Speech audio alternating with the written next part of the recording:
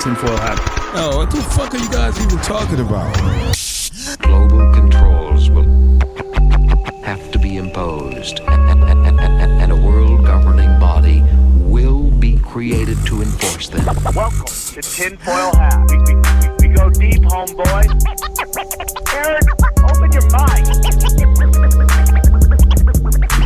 Drink from the fountain of knowledge. There's lizard people everywhere. That's some interdimensional shit. Wake up, Aaron. This is only the beginning. Dude, you just blew my mind. Are you ready to get your mind blown? So yeah, I mean, my career is paranormal investigating on YouTube. I've got over 1 million subscribers doing ghost hunts, and I've been doing that for 10 years. How many subscribers you got? It's 1.2 million now. Nice. Well, dude, amazing. What are you, a bazillionaire? Holy shit. Congratulations on your success. Thank you, man. I'm impressed. Yeah, it's been a long time coming. I'm impressed, dude. That's amazing. So you're mostly a paranormal investigator, but you've drifted into the world of outing pedophilia. Is that what I've led to believe? Yeah. So essentially on TikTok, I've been doing true crime stories for years now, and my wife and I co-host Murder in America. It's a true crime podcast. Wow. And so in doing all of those stories, I kind of realized that to me, the most evil crime that I can imagine was hurting a child. I mean, that's for just sure. Usable for anybody in any instance. And so when I started going down these rabbit holes a few years ago, I dug up these stories that they've gotten, a kind of minimal level of exposure in the mainstream media, but they're always labeled as, fake or fraudulent. There's no evidence, blah, blah, blah. And when I dove into the story of Frank Sheldon and North Fox Island and started working with investigative journalists and people that are in that space, that was kind of my big explosion point where in my mind I discovered for myself that wow, not only is all of this very real, but so many of these fuckers got away with this shit. It's absolutely insane. So I've kind of dedicated now my YouTube channel. It's been a weird mix now of pedophile ring investigations and paranormal, but I started a second channel and a podcast where I exclusively rant about these rings with all the evidence. I always post a show notes with all the links to newspaper articles and, declassified documents where people can find this information. And it's fucking crazy, man. It's like a black hole. Once you start kind of circling the outside of these things, they fucking suck you in and you cannot stop thinking about them. And it's interesting to me. Now, is your new channel, is it on YouTube? And if it is on YouTube, what kind of pushback are you getting? What is the name of this YouTube channel? It's called The Conspiracy Files. So on that channel, literally, it's just me sitting here in front of this backdrop, and it's been an uphill battle going against the YouTube censors, just trying to get these videos up. I mean, I'm not even talking about monetized, but just to stay on the platform. It's fucking insane. And is it affecting your other show? I haven't seen anything necessarily that has cross-bled between the two. If anything, it's actually kind of made my other content do even better because I'm sending people back and forth. But yeah, dude, just every single one of these videos, they have to be highly censored. Obviously, that's something that I get in the comments all the time is, why do you choose to censor this and blah, blah, blah. It pisses me off that you censor. But that's YouTube. That's specifically because YouTube, they won't just demonetize a video. They'll fucking remove the whole thing. Yeah. How are you choosing to do that? Are you just bleeping certain or removing the audio for certain words, or are you not? Are you self-censoring in the actual production? It's a mix of both, and that's what's really weird, man. Is I've even self-censored, and I've put in code words that, predator is whatever. I've even had to stop using the word predator because they kept censoring or demonetizing me for that. That's crazy. But I don't know what the actual censors are looking for on YouTube. That's the very, very infuriating part, because they don't tell you. It's impossible to know. Yeah. Yeah, they just say, especially when it comes to pedophile ring videos, that's like, I've done probably 20 plus videos just focusing on one specific either element or ring in general. Every single one of those gets struck for controversial issues, and then they don't tell you. It's so crazy to me. It is so crazy to me that you trying to out people or hurt children are censored. And again, Johnny and I have said this 1,000 times because we put our other shows on my channel. We're old school shadow banned. Like, if you were talking about Pizzagate way back in the day, you are shadow banned, and they are not allowing you to unshadow ban no matter what. And, it's bled into Instagram. If I hear another person like, Zuck and duties come to our side. Fuck Zuck. That's the new shirt. That's the new shirt. That's a good the shirt. Fuck Zuck Dude, shirt. that's a great idea. I think it's I think yep. I don't even know if I want to make that a special you got to just put that out. Yeah, dude. I'm gonna make the Fuck Zuck shirt. Put it in the Facebook typeface. The font. Yeah, and then the F word will be. The F is the F of Facebook. The F is F, but I'll cover up the U. With him, he'll be the cover up of the U, and then you have F, him. Okay, anyways, we're like, we're making Don't shirts steal the about- idea. Don't steal the idea. No, yeah, don't steal the idea. But here's the thing. You want to hear something crazy about Facebook that happened to me? Do I have time to tell you this story? Yeah. So unless it's a 2-hour story. Yeah, no, I'll cap it at like an hour 45. Okay, I think we'll be so about 6 months ago in late August last year, I went to Bohemian Grove and I did a whole video interviewing locals with the hidden camera and sneaking around the perimeter of the property. We didn't actually get to go in because we ended up visiting I think 2 or 3 days after the end of this year's Grove, whatever the ceremony, the camp out. And so I made this whole video. It was a whole documentary on my YouTube channel. And I posted the trailer on my Instagram and my Facebook. And the day after, I got my personal Facebook, my personal Instagram, and my business Instagram all taken, like a fucking nuke dropped on me from above. And they said it was for dishonest behavior, I believe. So it's been a huge process trying to get back from that, just to get access to these accounts that I had that had like 100,000 followers. But in addition, so I have a considerable TikTok presence, and on TikTok I posted the same trailer, and immediately TikTok community guidelines me and took the video down and gave me a warning for whatever, once again, misinformation, even though everything I was talking about in the video I show receipts for, like in the video. And this led me to discover, I don't know if you guys have seen this yet, but have you ever tried to type in Bohemian Grove on TikTok? No, I'm not on TikTok. Dude, do you guys have TikTok with you in the studio? You have TikTok. I can pull it up here. Xavier's the young person on the show. Well, Johnny's young too. We have, I have an account for Broken Simpson. Let me see. I'm typing in Bohemian Grove right now. Yeah, type in Bohemian Grove and see what comes up. Okay, Bohemian Grove. Well, the first thing it says is Bohemian Grove Town. I don't know what that is. Bohemian Grove. No results found is actually what I get. There you go. Yeah, no results at all. On The entire search term is completely blocked. Yeah, on my app it says no results found. That's unbelievable. No, actually, you had something else there. Yeah, no, I'll pull it. I thought you were gonna. He's on the web. I'm on my phone. So He's on the app version. Yeah, that's crazy, dude. did you get results Yeah. on the web? Let's see it. On the web, actually. No, we're gonna look it up okay. right now. Well, let's just play a game. Can he spell it? He I did copy-pasted. copy No, and paste it. no. Johnny knows I copy and paste. I ain't gonna hey, write. buddy, I couldn't spell it either. But no results found. He's right. Damn, dude, that's Bohemian Grove. impossible. Isn't that fucking crazy? That's insane. That is crazy. Have you noticed any other terms that have been just blacked out like that? No.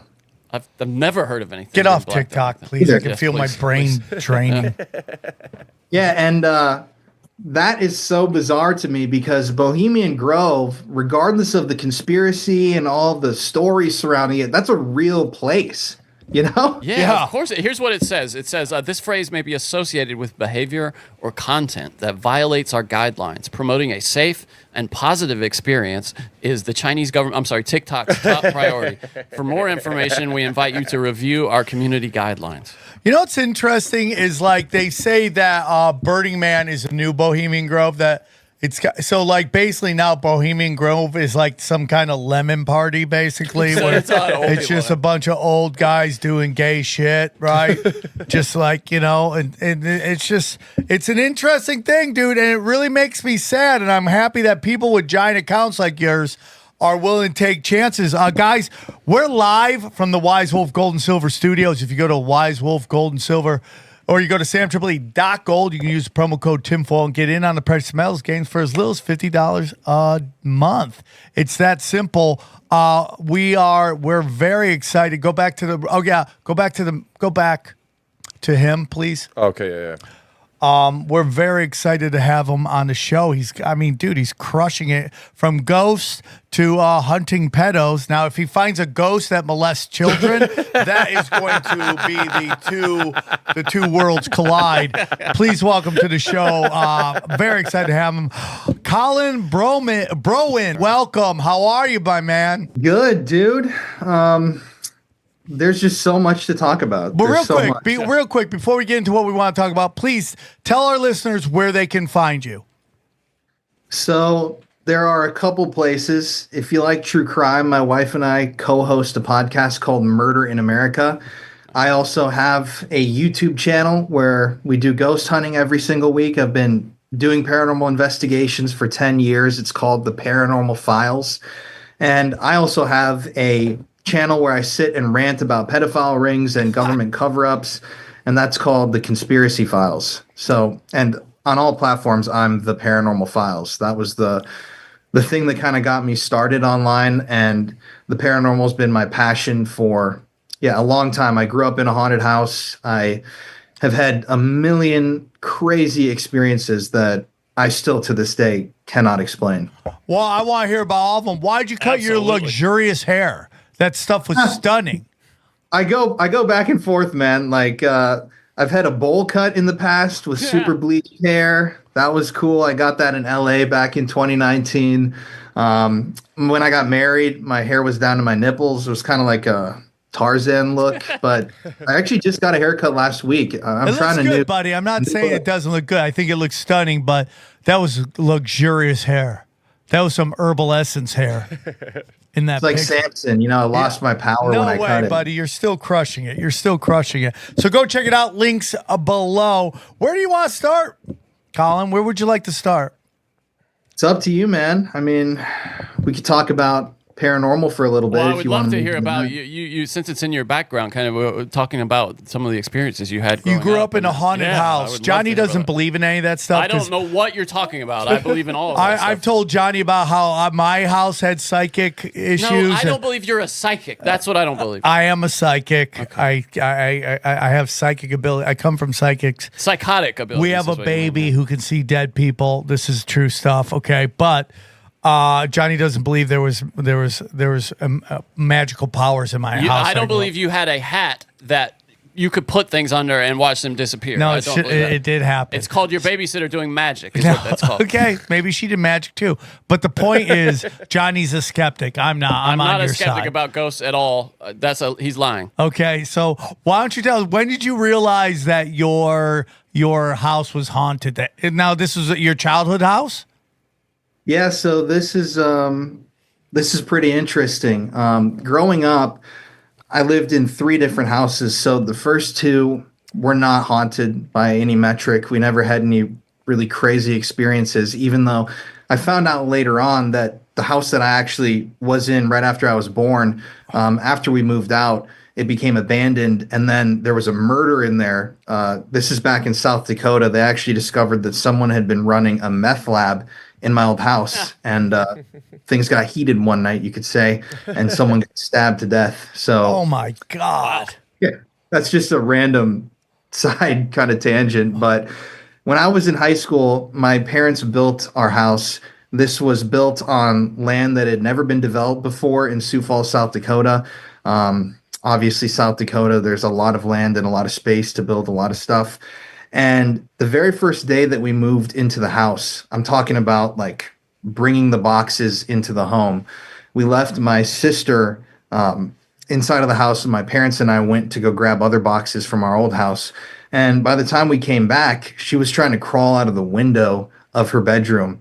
She had locked herself in her room, and she said that she heard men moving boxes around and making noises and talking inside of our house. How old was she at this point? I was 14 or 15, so she would have been about 10. So right off the bat, I mean, that's just really strange. But, That is crazy. That is crazy. We thought, yeah, you know, that's weird, but this place can't be haunted. Like, we just built it. And you built the house and you thought it was, and there was, it was already haunted. That's crazy, right? dude, so we end up, obviously, we're living in the house, and things start to happen to my sister and I. The way that the house was set up was that my room was down here, my sister's room was across the hall, there was a hallway, and then like an open floor plan, and then my parents' room on the other side of that.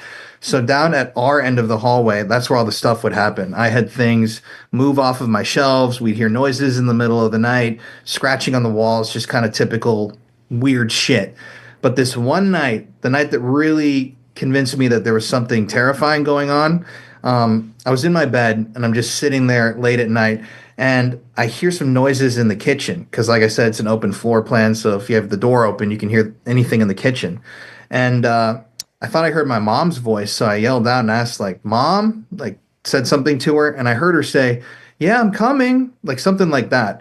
And I'm thinking, okay, well, my mom's coming down to my room. So I hear these footsteps approaching all the way down that long hallway, and the moment that whatever this was got to my door, the footsteps stopped. No one came around the corner, and I heard this thing like drop down on all fours and scratch like this on my carpet all around my bed in like a circle. And I literally got up out of my bed, turned my phone light on, and I was like, "What the fuck, Mom?" And put the phone light on the side of the bed. The moment I did that, the noises stopped, and my sister came out of her room and was asking what I just witnessed. And yeah, needless to say, my parents were asleep at the time. And that's something that still really freaks me out because I don't understand what that is, whether that's a mimic, doppelganger, whatever you want to call that type of energy that mimics people. That really frightens me. We can talk about that later. But it just kept building. My sister kept seeing things and hearing things, and stuff would be moved around in her room. And I had friends that refused to come over to my house because they all had experiences. At one point, I saw, in a sleep paralysis type state, I woke up in my bed, and my blinds used to be set up in such a way, or my window, I should say, that it was right next to my bed, and you could see the moon at certain points in the night coming through the blinds. And so this specific night when I woke up, I'd always wake up with this weird feeling. And on this night, I looked over towards the blinds. You could see the moon. And then there was a shadow of what appears to be a man wearing a cowboy hat standing by my window. And I'm sitting there thinking, like, I need to fucking do something right now. Like, this is horrifying. What can I do?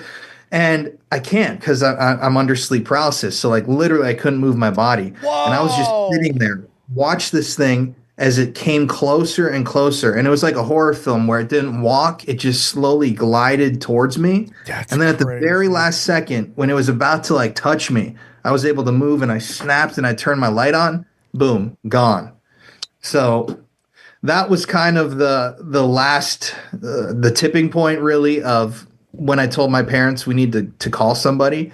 And weirdly enough, we had a family friend who was a psychic, and at around that same time, she, out of the total blue, completely randomly, called my mom and said, "Hey, Mary, I was just driving by your guys' house, and I wanted to tell you, I felt like there's these two male energies in your home. I know it's new, and I don't want to, freak you guys out, but I just wanted to tell you that." And so hearing that response from this family friend psychic who's been like a very close friend of ours for years, that really freaked us out. And so my parents started hearing things. Everybody's hearing stuff and seeing stuff. And my mom and I decided to go down to the courthouse in Sioux Falls, South Dakota, and actually comb through records. And this was the most crazy, just wild thing that I think, one of them at least, that I've ever experienced. We get down to the courthouse. We meet with the historian. They take us back into the room with the archives and all the land deeds and everything. And we find our original deed and all the map of the land for all the people that lived there before us. And the historians there were able to tell us that there was a family that had lived on that plot of land, not exactly where our house was, but just right in that immediate area. And there were 4 of them. And the mother and daughter had death and burial records, but the father and son did not have death or burial records that they could find. They pulled these out and were showing these to us. I got this all on camera. I never did anything with the footage, but one day I hope to. And how old were you when this was happening, when you're talking to these people? I was probably 15 or 16 at the time. So we lived in the house about 6 months to a year. So yeah, I'd say probably 15. Damn, you're already recording everything. You already know that to do that. That's crazy.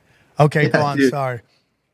So we get all that information, and that completely corroborated what the psychic had told us about the 2 male spirits. The historian said that they believed that, if there's no death and no burial records, back in the day in Sioux Falls, they didn't have specifically like a city cemetery established yet, because it was like pioneer type settlements. And she thought that either they were buried somewhere near the city cemetery where it eventually ended up, or that they were buried on our property. Which is really bizarre because over the years it had been built up and there was tons of dirt that had been moved into the area. So it was kind of a built up hill.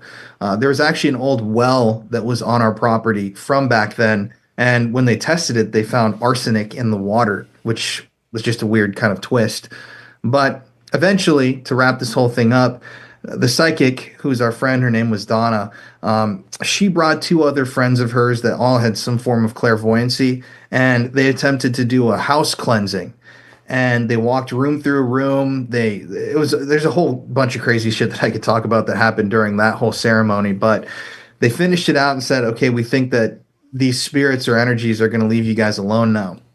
So after they left, I had friends over that evening because it just so happened to be my birthday. So my friends were over and we were hanging out. And at about 2 or 3 in the morning, we heard this, what sounded like someone walked up to our window downstairs and just banged on it as loud as they could, or as hard as they could with their fist. It shook the whole fucking house. My parents ran downstairs. They thought that, we had broken something. And my friends who are skeptics, they all heard it and they couldn't explain it. The next morning we went out and looked because it had been snowing. My birthday is like the middle of December. And there was no pigeon, no deer tracks, no bird that had, slammed into the window and died. And this is the weirdest part. The next day at lunch, we go to my favorite restaurant in Sioux Falls for lunch. We walk in, and who's there ordering food? It's the 3 psychics. And those 3 women had all gotten together because they had heard a bang on their window at about 2 or 3 in the morning. And they actually told us that information before we told them. And so it turned into this whole thing where we're all like, what the hell was that? Like, that's the craziest shit ever. And yeah, they interpreted that as a sign that the energy was leaving, that this whole thing was going to be over, but it was far from over. And it ended up at some points making this thing even more violent and aggressive. At one point, it chased my dad around our house when he was home alone. And he actually pulled out a pistol and was going room to room because he thought someone had broken in. And yeah, we eventually sold the house. We did another cleansing ceremony and tried to, rid the energy from the property before we sold it. But my family has not reached out to the current owners, so I don't really know exactly what the situation's like anymore. There's a lot more to that story, but that's kind of the very bare bones version of it. That's crazy if that's the bare bones version of that. Yeah. Because that's pretty nuts. It's insane. Hey, guys, real quick, I want to tell you about our friends at Me Undies, okay? At some point in our illustrious love life, we've all asked our partners the same age-old question that guys probably been asking since the dawn of time, and that is, am I big? I know the answer. That is no, okay? Okay, but I don't care because I have kids. Bang, bang, pow. All right, It works, man. It works. The gun is loaded. So while MeUndies doesn't know the actual answer to that, or if your partner gave you the actual truth, this Valentine's Day, they can help you look huge with their contoured pouch and ball caddy. Let's go. Every Valentine's Day needs a Valentine's night, and MeUndies is your perfect thirst trap to get the mood right. I love that, dude. Choose from a ton of awesome Valentine's Day prints and styles, and match undies with your special song for an extra special holiday treat. I love it, dude. I love that men's underwear are really getting into some awesome Look at those designs. I love that. Dude, you know you're going to get a ton of action if you have penguins on your pecker. That's for sure. Right, Johnny? What do you think?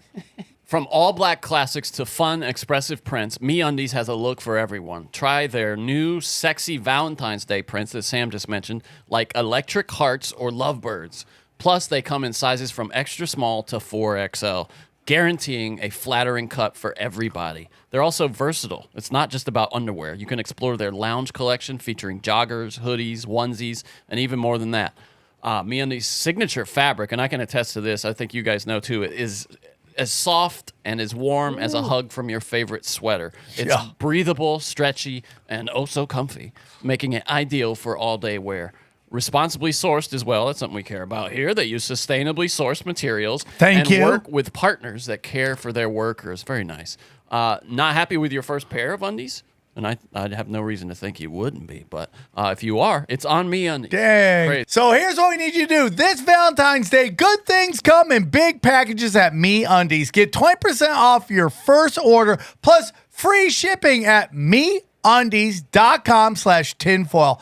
Enter promo code tinfoil. That's MeUndies.com/tinfoil. Code tinfoil for 20% off plus free shipping. MeUndies, comfort from the outside in. Let's go. Thank you, MeUndies, for sponsoring the show. Hey guys, real quick, I want to tell you about our good friends at Cornbread CBD Hemp Gummies. I want to tell you about them. They are crushing the gummy game. Let me tell you about Cornbread. It's a healthy happy hour. That's right, a natural and healthier way to experience a carefree moment. Cornbread's THC gummies offer a balanced sense of happiness and relaxation. Okay, America's first USDA organic THC edibles. Come on, they're proudly made in Kentucky. And by the way, Kentucky, completely underrated. One of the best states you'll ever go to. 1-to-1 THC to CBD ratio. Perfect for taking an edge off without making you feel anxious or paranoid like other cannabis. Me, paranoid, horny. Horrible combination. Okay, 10 milligrams of THC per gummy for just the right dose, okay? Cornbread uses no harsh solvents like petrochemicals or industrial acids, unlike most hemp THC products. No synthetic ingredients at all, okay? Farm Bill compliant and legal for adults over 21. Let's go. We love it. Make it part of your regular routine. There's so many benefits to it, incorporating into your regular routine. The flavors are the best. It's an inspiration for happy hour. Let's go. So here's what we need you to do. If you're looking for a healthier way to enjoy a carefree moment, you have to give Cornbread Hemp a try. They've created the first ever USDA organic THC gummies that are 100% legal. As for a special offer for the tinfoil hat listeners, aka the Swarm, all right, you can get 30% off your first order. Just go visit cornbreadhemp.com/tinfoil. Use the promo code tinfoil at checkout. Again, that's cornbreadhemp.com/tinfoil. Use the code tinfoil for 30% off your first order. Cheers to a healthier happy hour, okay? And thank you for sponsoring this show. Now, what I've said before, on my house, we had a time where our babysitter named Deborah Sinaccio, she was the Sinaccios. They were good friends with our family, still are. And she would babysit us when we were really young. And one night, man, she was babysitting and we just kept hearing knocks on the windows. and we go outside. There's nobody there. Knock, knock, knock. We were like, what the fuck is that? Then we go lay down. Another window. Knock, knock, knock. I'm like, what's going on? We go outside. We see nobody. To the point she had to call her sister over. So weird, dude. Right? So when he said that, I go, oh, man, that's happened to us. It's definitely weird. Definitely. I'm telling you, there's some psychic stuff. Again, I'm from upstate New York. We've had somebody on Seance who wrote a book on Seance, and she was like, upstate New York has a lot of paranormal, psychic stuff. There's like a lot of the occult came out of upstate New York, the Rochester area, and stuff like that. So, yeah, I'm totally down with that. Like, what is your thoughts on what this energy is? I don't know if you're a spiritual man. I don't know if you're a religious man or any of that stuff. You know, we've had multiple people on with multiple different theories. Some people think it's Nephilim. Some think it's ghost spirits. Some people might believe in simulation, that they are old programs that haven't died. Like, what are your thoughts on that? Well, it's kind of hard to actually give you my thoughts because after doing this for so many years now and, paranormal investigating hundreds of locations, I know that it's real, but I just don't know what it could possibly be. Because in some instances, we've had full-on conversations with these energies or spirits, whatever you want to call them, and they've led us to discover things that were previously unknown at some of these haunted locations. There was even one ghost hunt. I hate calling it ghost hunting because I feel like it cheapens the whole thing, but I mean, it's just what it is, essentially. We did this one investigation last year, and it's at this place called Malvern Manor in Iowa. It was an old kind of nursing home. They had a psych ward in there, tons of misery, some really horrible stories about former patients and sexual abuse that was rampant in that building.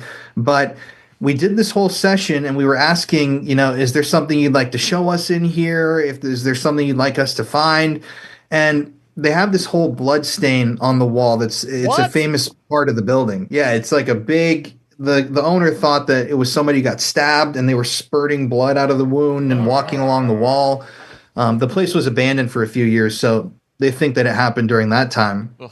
But so we actually took luminol in there, and we sprayed luminol all over the blood stains. Sadly, what exactly is luminol? It's it's reactive to blood. Okay. So when it makes it show up under UV. So essentially, we were testing to see if the blood was actually blood. It glows like a bright bioluminescent blue, and none of that blood lit up. So we kind of thought, that sucks. We don't want to tell him that that's what we found because he was super excited to see it glow. But later on that night, we're asking the spirits, like, is there something you want to show us? And it brings us to this closet, and this is all on fucking camera. Like, dude, you can't make this shit up. And it kept talking about this closet, and we heard this like tapping noise inside the closet. We caught this on camera. And so I just had a thought in the back of my head, and I thought, why don't we get the luminol again and spray inside the closet? So we get the luminol. This is all on camera. We open the door and spray the door inside the closet. Whole thing lights up with like a gigantic, what looks like a blood splatter, all covering the closet door. Gosh. Yeah, and we asked the owner, like, what the hell could that possibly be? And he said it looked possibly like a suicide, or maybe somebody was, it was in the psych ward area, so maybe they had gone crazy to some degree and had cut themselves and smeared substances on the wall and inside the closet. He still doesn't know. I mean, there's no way to really know because especially in a lot of those old buildings and facilities, the records don't exist either intentionally or unintentionally. So yeah, I think that there's an intelligent element to these hauntings and to these spirits, but there are also, experiences that I've had and cases that we've investigated where it does not seem intelligent at all. It's like just a replaying tape, if that makes sense. It's weird. It depends on the place. It depends on the thing that you're investigating. And when I started my paranormal journey, one of my big things that I kind of set out to go against was demons, because everybody in the paranormal would use the word demons. And I always thought, I just don't really believe in these horned beasts that are coming out and attacking people.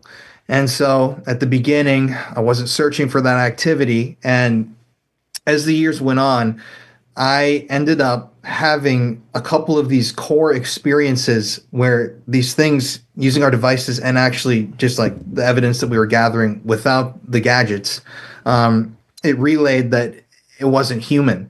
And as a little backstory to me, I actually got sober about a year and a half ago, and it was a long journey before that. And the experiences that I had off camera dealing with what some people would call demonic activity, I just call it nowadays non-human energy forms, non-human negative energy forms. I've discovered in my mind that that's very, very real. And it's very frightening based on just things that followed me, things that happened. But I do think a good amount of the paranormal activity is human energy. Like, it's not something that people need to be necessarily very afraid of when it comes to ghost hunting programs and, paranormal YouTube channels and TV shows. I know almost everybody that's on YouTube and on TV, and it's like, it's scary because you're going into these buildings that are abandoned. They can be dangerous. Like, I've almost been stabbed filming videos and had fucking crazy encounters with like homeless people, but that's its own thing. But they're always made to be a little bit scary. But 90% of the houses that we investigate or places that we visit, they're not necessarily this terrifying energy. It's just energy. It's sometimes it's really good vibes. Like, we've had investigations where we started crying, and we've had investigations where the ghost was spelling out jokes to us. We just did an investigation 2 weeks ago where we actually played Pictionary with a spirit. It was fucking insane. We used a pencil and did this whole thing to see if it would draw something out, and it ended up drawing something, and we guessed it. In the moment that we guessed the right answer out loud, all of our devices lit up. It was crazy. But yeah, that was a very long-winded answer. No, it was a great answer. Not what I'm We getting love across. long ansers. Dude, I can't imagine Sam Tripoli as a ghost telling you jokes. You went into Sam's house. What if I was a prop comic? Can I ask you quickly? You mentioned you had a conversation, or you've had conversations with ghosts. Now, is that using tech like voice boxes and things like that, or something else? I'm curious what you meant by that. Well, I've used the tech. Obviously, we use that with all of our investigations, but I've caught voices that obviously were not mine. Being alone in locations, I've used the Ouija boards and all the different seance techniques. Even I've tried out table tipping and using pendulums and working with psychics who have actually channeled. That was a crazy one that we did last year. We actually worked with a woman whose husband she and her husband built these devices they used to communicate with whatever they considered to be the afterlife. So they have these like 3D printed paranormal divination devices that they made. And so her husband died, I believe, a year and a half ago. And so when we were there filming at her house, which she offers up people to come and rent, we asked her, would you ever want to use one of these devices with us? Because they're so intriguing, but we don't know how to use them. And she volunteered, said, oh yeah, let's do this. So she actually, now there's lots of skeptics and people who absolutely hated it and said that it was total bullshit and the woman was faking it. But she sat there for about an hour in a deep trance after doing a whole meditation procedure and getting into this energy. And she communicated verbally like what the spirit was trying to tell her out loud to us. So in a way, it was like literally we were sitting there talking to her, but her voice changed and she was relaying, what she felt like the spirit was telling her. There's lots of opinions on that whole thing, but yeah, that was really interesting because I'm the type of person where I'm always down to try push the limits of what paranormal investigating is. And it's cool to try all these experiments, man. Like, I've even done like alien connection experiments that were fucking wild. Like, seeing things like UFOs come out of these experiments. I was in a forest in Romania and I saw that's a whole different story. But there's so many different ways that you can try to communicate. And we've done, just about all of them. If you find one that we haven't done, please let me know because I'm dying to try it. So I have a question. I feel like if I went hunting for the first time, I wouldn't catch anything. And Sam's told me the more you go, the more they're comfortable with you. Would you agree with that? Like, I don't remember saying that. Is that something you said? maybe it wasn't you, but I remember you telling me. I mean, no, because we talked about those You guys ghost giving out hunters. ghost hunting tips while I'm away? No, but what I do say is if you don't believe it, you won't see it. Yeah, you well, have to believe it's possible. I remember because these ghost hunters, these ghost hunting kids went on Rogan's podcast, and I told you about it. And I remember, maybe you don't remember, but you told me like, the more you go, the more they're comfortable coming at you. Because the kid said that he didn't get nothing the first time. He's like, but no, I kept going and I kept going, and these things kept coming at me, and like they get more dangerous the more you go. I feel like if we went the first time, it'd be like, I wouldn't believe it. But I said, the more you go, maybe the more they come out. Would you agree with that or no? Yeah, man, it's really interesting because I feel like it's kind of like with anything in life. If you have an open mind about something, you're going to find more success with it. Like, for example, if you go into a paranormal investigation and you're already extremely skeptical, you don't want to really be there, you have a bad energy or a vibe about you, the spirits or energy that's already in that building, they are not going to want to come and speak with you. And I know that sounds insane, and I don't claim to be a paranormal expert, but I've done so many ghost hunts, and the times when I've brought these people that are like incredibly skeptical, you just don't get the evidence. And It sounds like a cop-out way to say like, oh, the skeptic came along and we didn't get anything. Like that's because it's all fake. But it's really not like that, because I did a whole web series with the New York Post.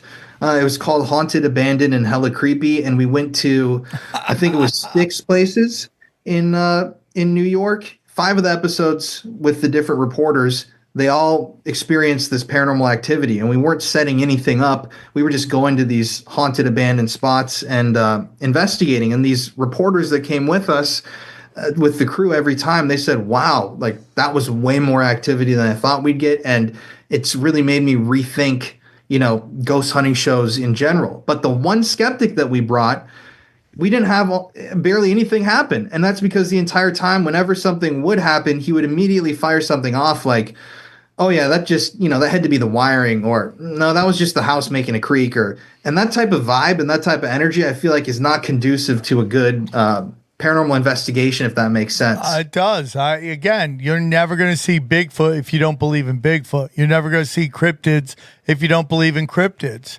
And you're never going to see conspiracy if you don't believe in conspiracy.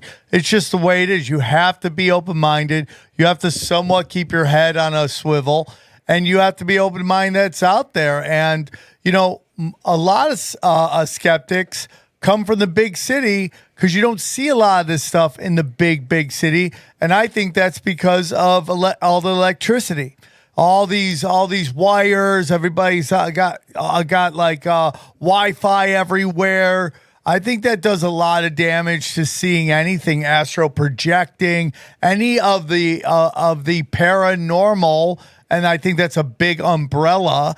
You're not going to see any of that stuff in the big city. It's just not. There's only one cryptid, Mothman. Mothman goes to Chicago and bangs in Chirac. That's about it. You never hear anybody else there because they just don't go there. And because they don't go there, and the majority of our population, I don't know if you'd say the majority, but seems like most of it live in big cities, right? That would make something make sense that has puzzled me, because cities should be absolutely swarmed with ghosts, because there's no places that more people have died than cities, right? Right. But that would kind of make. I mean, you do hear ghost stories around the old hotels and stuff, but that would make a lot of sense actually if it was there was something that wasn't conducive to their appearance. But what I found interesting about your story earlier is how something was built and then it was haunted, because we constantly live in a time where they're just tearing down the old. Whether you think it's done to make money to build a new house, or they're tearing down our history, Tataria and all that stuff. When I always wondered, when you tear down the old, do you release those spirits? Are those spirits attached to the building where the episode happened? Or if you build a new building, do they step right in? It sounds like they could step right in. Yeah, that's that's just something I don't really understand, because a lot of these buildings that we investigate, buildings that I've gone to, are, old decommissioned insane asylums or hospitals, places that have had this sustained history of grief and suffering and just, terrible events. But I've also investigated locations that were brand new, places that were built, whether it was on the foundation of an old building that used to be haunted, or I've been called by people to investigate, their houses where there's absolutely zero bad energy and, or bad history, I should say. And those places have been just as haunted as these old insane asylums. Like, I've even investigated old hospitals. Like, I was just in England last August filming, and we filmed at this old hospital, and it had been there since like the 1600s, I want to say, and so many deaths, thousands of deaths, and all these horrible things. But we barely heard a single sound or had a fluctuation of any energy or any responses. In fact, one of the places that was the least haunted that I've ever been to was Eastern State Penitentiary in Philadelphia. We rented that entire place out for the night. And I swear to God, the entire time I was there, we didn't have one piece of evidence. We didn't hear one noise, not one bit of energy detected, not one response on any of our devices. It was crazy because you'd expect a place that's seen so much violence and bloodshed and just the mental turmoil and torture of a location like Eastern State. You'd expect the energy to be off the charts. But I tell this to people all the time to kind of wrap this up. When you interview these people, I've interviewed hundreds of people who live and work at these haunted locations. And when you actually sit down and interview them, they give you a whole tour of this property, but they usually have about 3 or 4 like really good paranormal stories. And this is coming from somebody who's spent the last 17 years, taking care of this building. And they've been there almost every day of the week, working, giving tours, remodeling, doing all of this. And they walk away with a handful of stories. So it's not something where you're going to go to, an abandoned asylum and see like a ghostly nurse walking down the hall. It's not guaranteed. It's actually very, very rare to find these genuine like apparitions or poltergeist activity, physical manifestations. But it has happened, and I've seen it a couple times, like those really life-changing experiences. It's just rare. Man, let me tell you something, dude. I am willing to do really gay shit with the president if he gets rid of the Fed and the IRS, okay? And the best way to do that is put us back on the gold standard, precious metals, gold and silver. Let me tell you about the best in the business, Wise Wolf Gold and Silver. Let me tell you about Wise Wolf Gold and Silver. If you're paying attention, you know the de-dollarization is real. Fiat is fake, and you don't want to be left holding the bag when the dollar collapses. Gold and silver have been money through all of recorded history and are an excellent way to protect yourself from inflation and geopolitical turmoil. That's why I trust my friends at Wise Wolf Gold and Silver for all precious metals, all things precious metals. I love it. I am part of the Wolf Pack. Every month I have precious metals sent right to my house, and I love it. See, Wise Wolf Gold and Silver is veteran owned and A+ rating by the Better Business Bureau. No transaction is too big or too small. You can even roll over your 401k or IRA into physical gold and silver. And if you think you can't afford precious metals, think again. With the Wolfpack monthly membership program, you can get gold and silver delivered directly to your door for as little as $50 a month. As little as $50 a month. You can have precious metals. You start loading it up, man. By the end of the year, you'll have a good chunk of precious metals. Dude, it's crazy. You just go to SamTripoli.gold. You can see all the different plans they have. Man, it's like $50. Lone Wolf, Warrior Wolf, $125. Alpha Wolf is $250. And it just keeps going up. Sent to your house. Right there. It's that simple. It's that simple. Easy peasy. Get in, get out, get your gold, get your silver. I love it. I'm doing it. Dude, I'm telling you, all of these affiliates I use, and I use Wise Wolf Gold and Silver.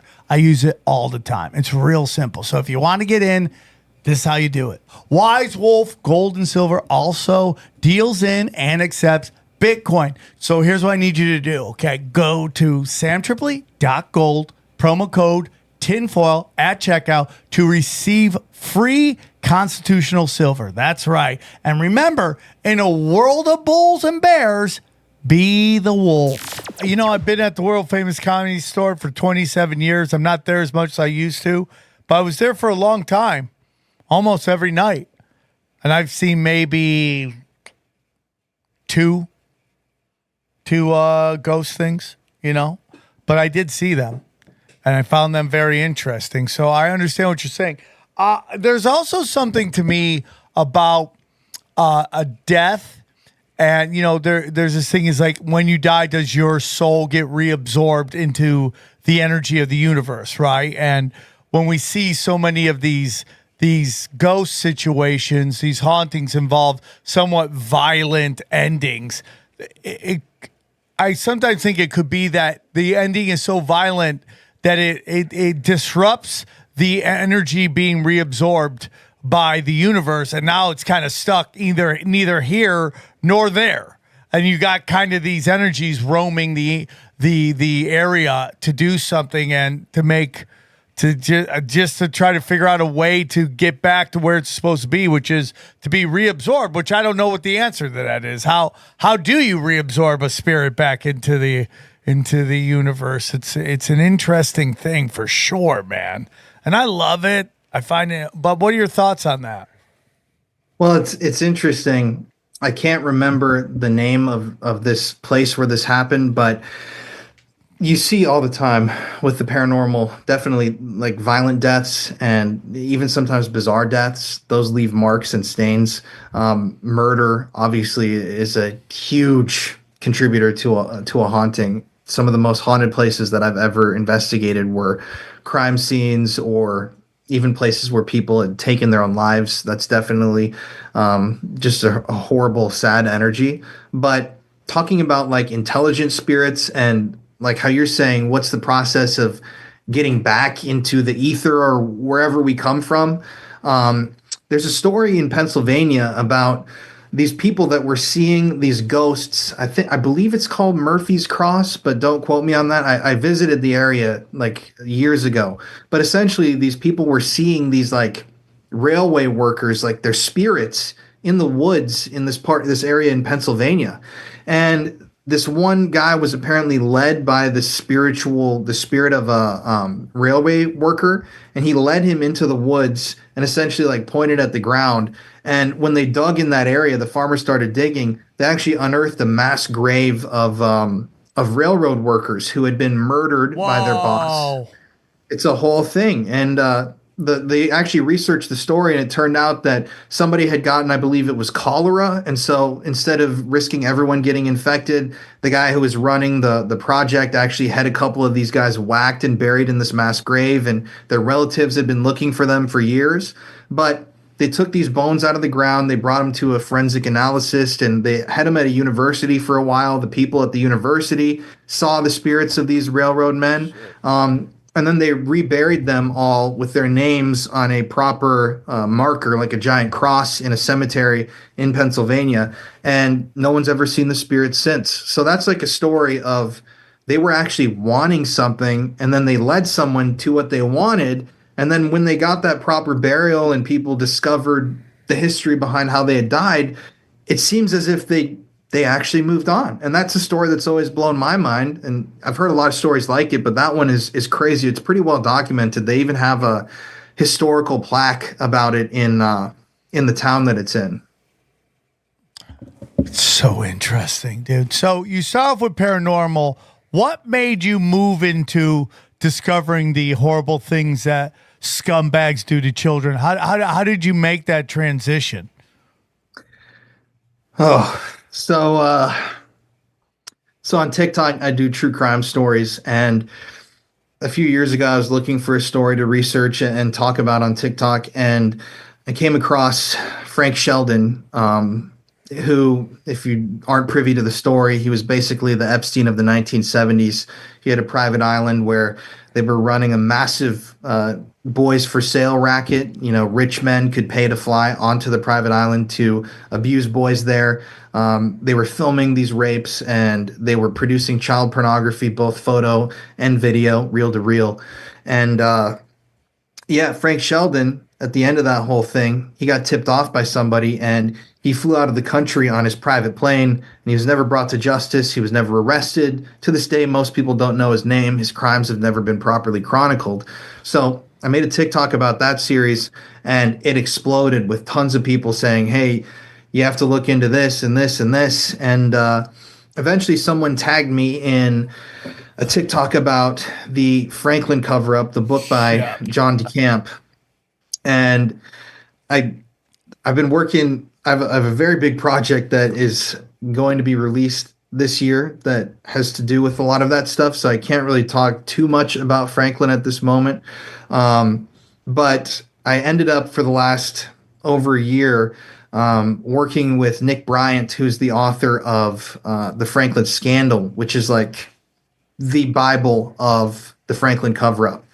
And yeah, after reading that stuff, I was like, I'm sure like how you guys experienced that moment of like, wow, that is fucking crazy that these people not only, you know, abused these children, but in some cases they murdered them and completely got away with it. They washed their hands of the whole thing and moved on. And so last year, I actually got the chance to go to North Fox Island. I interviewed the author of The Kill Jar, which is a book about the Oakland County child murders. He's a very good friend of mine, J. Reuben Appleman. And we did a documentary about North Fox Island. And when I posted that video, I already knew that that was the direction I was moving in my career because of this other project that I'm working on. But yeah, once you do one of these videos and one of these investigations, and I got thousands of comments from people that had been, you know, abused as a child, and they were saying like, we need more people to talk about this and sharing their stories. It kind of encouraged me to keep using my platform to raise awareness about this shit because it's fucking insane, man. And so yeah, now I'm here. I've done tons of on the ground investigations. One of the craziest ones that we did was a deep look at Midnight Productions. Have you ever heard of that? Nope. I have heard of Midnight Productions. What is that from? It's according to locals in Phoenix, Arizona. Yes. Midnight Productions is like a snuff film production ring.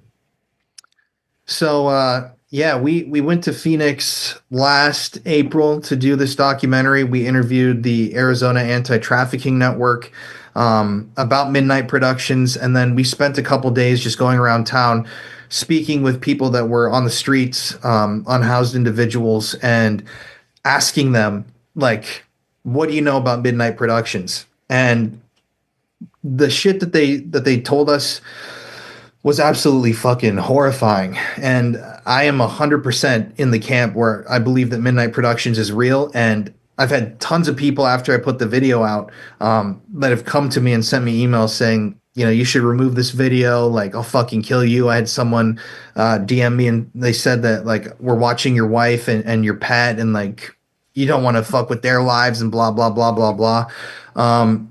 But we ended up actually using, it's interesting, a mix of paranormal investigating and interviewing people and talking to locals to complete that video. And we went to this hotel room at a place that I had heard someone describe was a Midnight Productions like hotspot. So essentially what Midnight Productions is it's a syndicate. It involves the police, according to most of the people that tends to always do that. Of course, I mean, you can't run one of these rings without the help from some form of authority, whether it's, you know, local authorities or, you know, in some cases all the way up to executive branch. There are plenty of these rings that have been run by people in the executive. Yeah, cops can totally be compromised. I believe that's why you saw the guy from the Vegas shooting, the sheriff, Where'd he get moved out to? Maui. And then that fire happens and he's right there. And they're like, we just need this guy there because he knows that we know what he did and we got it on film or we got it. Allegedly, let's just say that. I don't have it. I'm just going based off of if studying this stuff long enough, why would that guy be in two places right at the perfect moment? Well, if you look at the Franklin scandal and the Franklin cover-up, most, if not all, of the people that were involved in that whole thing, in the actual cover-up itself, they advanced in their careers afterwards. So they were promoted or they were moved up. They received, higher-ranking positions with higher salaries and more power. So there's definitely in a lot of these cases, I mean, especially another case that I've done a ton of research into, and I actually went and visited a lot of the locations from this whole story is Mark Dutroux. Are you familiar with that story? No, I'm not. Dude, oh my fucking God. Mark Dutroux is essentially like the Epstein of Belgium. He was. Oh yeah, that's a giant scandal, right? And the whole country went nuts and demanded. Yeah, man, that is go with that story so everyone can hear. That's a crazy story. Well, I worked with. There's a part of the Dutroux story. Basically, Dutroux is viewed by the mass media in Europe to be like a serial killer. Like he's never formally been connected to this nationwide, continent-wide pedophile ring, which he definitely was. He was like the fall guy for this entire thing. But as a part of the Dutroux story, there was an element of this whole thing where one of his accomplices, his name was Bernard Weinstein, in his home, in Bernard's home, they found this letter to him written by this person who called themselves Anubis. I can't remember exactly what it said, but it was talking about these presents that Bernard was supposed to bring them and talking about like an age, I believe. It was something really, really bizarre, essentially alluding to Bernard providing these people with children. Well, there's this cult of somewhat satanic worshipers in that area named Abraxas that was operating at the time. Abraxas, I've heard of that as well. Yeah, they also have skirted a lot of the whole controversy of Dutroux. There's a lot of really weird things. They actually raided the Abraxas compound in Charleroi, Belgium. I was there. I actually visited the compound a couple months ago. And it's very bizarre because the day before the raid, there were people that saw members of the Abraxas cult loading up vehicles, bringing stuff out of the institute, the Abraxas compound. Nobody knows what they were bringing out of the building. Nobody knows what they were doing. There were also multiple members of Abraxas or people that were connected to Abraxas that ended up being pedophiles. And the reason I'm saying all of this is because I worked with this guy. His name's Nico Clos. His nickname is the Vampire of Paris. So Nico is a guy who murdered somebody in the 1990s, and he's a self-confessed cannibal. So he and you hang out with this guy? Yeah. Well, I interviewed him at his house in France. Now, Nico is a black magician. I don't know if that's what he would want to be referred to as, but he works in the kind of satanic realm of magic. And Nico used to like work at a morgue, and he would cut off pieces of bodies, bring them home, cook them and eat them. He would steal blood from the blood bank, or not the blood bank, but I can't remember how he was getting the blood, but he essentially steal it, mix it with protein powder and drink it. And he was doing all of this as a part of like some satanic ritual, some worship, trying to gain power from it. So when I was there in France with Nico, he actually took me to a local castle, and we walked around the castle grounds, and he brought us to this fountain where Nico believes that there are children being murdered and their blood being harvested. Now, that's a pretty bold claim to make, completely without evidence. Well, we walked around the castle grounds, and Nico was showing us all of this stuff that had to do with the story, like the fact that there was a serial killer that was arrested right nearby, all this symbolism. He even showed us, like, if you zoom out from the castle from above, the tree line, like right next to, adjacent to the castle, it's actually on the castle property. It forms a pentagram. Like it's on Google Maps and Apple Maps. It's pretty fucking crazy. So long story short, Nico is well versed in all of this stuff in the satanic underground. He's like a big part in it, and he's determined to help me end this pedophile problem as well. So he made that documentary with me, and he helped me translate this document, or this, I don't know if it's officially like a document or it's a grouping of documents, but they were basically the unsealed investigation reports of the Abrasics cult dealing with Detrue. And I translated the whole thing, and it's definitely been published somewhere before, but I'd never seen somebody actually publish and walk people through the entire thing. And it's fucking crazy, man.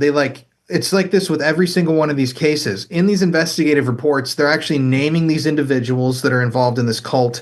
They are listing out like, oh, we found child porn at this person's place, or, this guy was rumored to be a pedophile, and this girl testified that she was molested by this 49-year-old man, and blah, blah, blah. And they have these write-ups about so many members of this cult. And yet when you look at the official records of the entire thing, none of them were ever actually arrested. None of them were actually prosecuted for any of those crimes, even though the police had all this information about them committing crimes against children. Nothing ever came of it. And it's interesting because people say Abrasics was like this smoke screen to cover for the wider crimes of Detrue and that whole network. But in my mind, like, you're looking at the paperwork right here, and you're reading the line items of like what these people fucking did and were accused of doing. And it's like, I don't even know if it's a smokescreen. I think these people were all just rotten to the fucking core. And the Detrue thing is like one of the most monumental, most insanely fucked things that I've ever like really researched. And it's just, that's the type of shit that you read about, and it really makes your head hurt, and it makes you sick to your stomach. So I can't even remember what the fuck we were talking about. Yeah, but we were talking about exactly what you're talking about. For me, man, pedophilia, now that culturally homosexuality is accepted, again, I live your life. As long as you don't hurt people, in particular children, you'll never hear from me. And you keep it to yourself. We need to get back to social contracts where everyone at the food court or the town hall chills, okay? We don't need to, we don't give a shit about what makes you special. Just let me have my Sabrero's pizza and leave me the fuck alone, okay? But I do believe at the highest points of power, the initiation in is pedophilia, is hurting children. Sadly, a lot of people can commit murder, but it takes a certain type. Even in prison, a pedophile is the worst of the worst. In a prison full of, some may say, the worst of the worst, right? A lot of them are hurt children, foster care, didn't get the love, it wasn't taught. I always say that raising children, I have kids, is you're raising wild animals, and you're teaching them, you're basically domesticating them to be able to act in society. And a lot of those people didn't get that. And but so you think that's the way to initiate to the elite? The pedophilia? Oh yeah. You also don't think there's just some people that literally like want to become part of the elite for that? Like, I'm sure there's some people who are like, hey, you want to be part of the elite? You get caught up in a blackmail ring. But I'm also saying there's some people in there that go in there thinking like, hey, if I'm part of the elite, you're thinking they just want to be pedophiles, but they became elite almost as like a secondary thing? Is that what you're saying? I mean, as much as you want to believe it, yeah. With knowing that you can get away with that when you get that big. Like, I was just here for the kids, but now I'm running a company. I don't even maybe. I mean, I don't know how we debate on that. I mean, like, why people join, why don't join. But what happens is, to get to this level of power, you must be willing to hurt children, because that is the occult, satanic ritual that gets you into that. You see it as an ongoing thing, or just as kind of an entry fee? I mean, it's an entry fee that they probably end up participating in because you want to keep going to these parties. See, but that's what I mean. You kind of have to be into it to keep it on going. I get why you did it the first time. I don't know if you have to be into it. I think you understand that is part of the ritual to be in the elite of the highest levels. It's It's like a secret handshake, kind of. Yeah, I mean, like you can't. It used to be if a guy. I mean, back in the day, if a man was cheating on his wife, you could blackmail him on that, and that was the equivalent. Oh, Now, they try to do Not that anymore, with Martin Luther King Jr. Remember when they were like, "Oh, he's cheating on his wife." He We're was like, cheating on his wife. He by was. the way. He Definitely, was, yeah. but they were like, and he's doing gay shit, and everyone's these aren't the files we were looking for. But the point is, like, I think, and that's why you see them get away with it.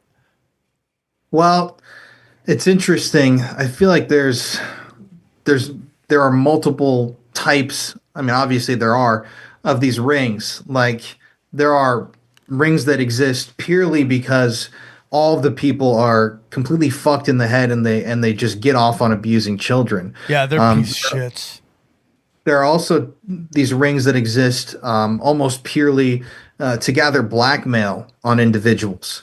There are also rings like you just said, Sam, about that deal with like initiation. Like, for example, I went to, when I was in Belgium, are you guys familiar with the Chateau d'Ameroy? No. Dude, this is a fucking rabbit hole to go down. So the Chateau d'Ameroy is a chateau castle structure in the Belgian countryside, and it's very, very well guarded. It's documented that this place is like damn near impossible to get into. They've got like tripwires surrounding the place, super high gates and fences. Lots of horrible stories that have emerged about the chateau. But what a lot of people believe that the Chateau d'Ameroy is like a ritual ground or a meeting ground for elite members of society. Is this the Mothers of Darkness castle? Yes, Mothers of Darkness castle. Oh yeah, that thing is so creepy, dude. It is, dude. It's so insane. Creepy. I fucking stood outside of it, and we were there for about 2.5 hours doing some paranormal work. And the weirdest thing from that whole video and experience was, well, there were two weird things. One was this weird trumpety noise that we kept hearing. It's on video. It was like this weird harmonic ringing that kept echoing through the air right outside of the castle. We were right on the border of the property. And we can't explain that. Nobody online that has watched the video has been able to explain what those noises are. And then in addition, I walked right up to the gate, and there was this weird, I don't know if it was artwork or what the fuck it was, but it was like this collage of newspapers with the string on it, and like what looked like wax or some other material dripped all over it. It's on video. I still have no idea what it was. It looked almost like a sign, but I've found rituals before, like the remnants of rituals. I found one in Los Angeles in the Devil's Gate Dam. I found a couple in England in these old abandoned buildings. Like, and I'm not talking, teenagers breaking into a place and spray painting a pentagram. I'm talking about like very complex setups that I've walked into where it's like all the sigils are scrawled on the walls, and you've got like candles and blood drippings, and like it's clear that these people were doing these things with intent. And yeah, the chateau is a place like what you were just talking about. It's where these people allegedly go to either take part in these rituals so that they can advance in their career, or they just go for a sick time. And a lot of the allegations against the Chateau d'Ameroy actually stem from, in part, Mark Dutroux and that whole thing. One of the people who testified that they were abused by Dutroux and the Dutroux network, I believe it was Regina Louf. They described the Chateau d'Ameroy, and there were other leaked documents that came out in the X dossiers that were talking about these people going to the Chateau d'Ameroy to do these rituals and like child hunting parties. And it's like, it's so fucking out there. When you first hear about this shit, you're like, there's no way that they are actually hunting children in the woods at these locations. But when you actually go into it, kind of like with the paranormal, with an open mind, and you start attracting the evidence and going down the proper rabbit holes and looking into the right articles, it's like, well, it sounds crazy, but this victim talks about being raped and abused and hunted down by these pedophiles at this chateau. And then there's this other document. It's like all these different reports painting a wider picture of, especially in the case of Dutroux, like a fucking huge continent-wide network that was just devoted to systematically abusing and at the end of the day also murdering children. And I think that's where these rings take a step further into depravity, because they're not always just pedophile rings. Like in the case of Frank Sheldon in North Fox Island, that whole ring, he was financing snuff films. Like Frank Sheldon was a snuff film guy. So it's an untold amount of children that he actually not only facilitated the rapes of, but he also, paid people to murder these kids on camera to produce these products. Kind of like Candyman here in Houston. I'm doing this from Houston, Texas, and that's another huge part of these stories. So, wait, a quick question. You said the Snuff Midnight Productions is from Arizona. Is there a reason why it's from Arizona? It's just random.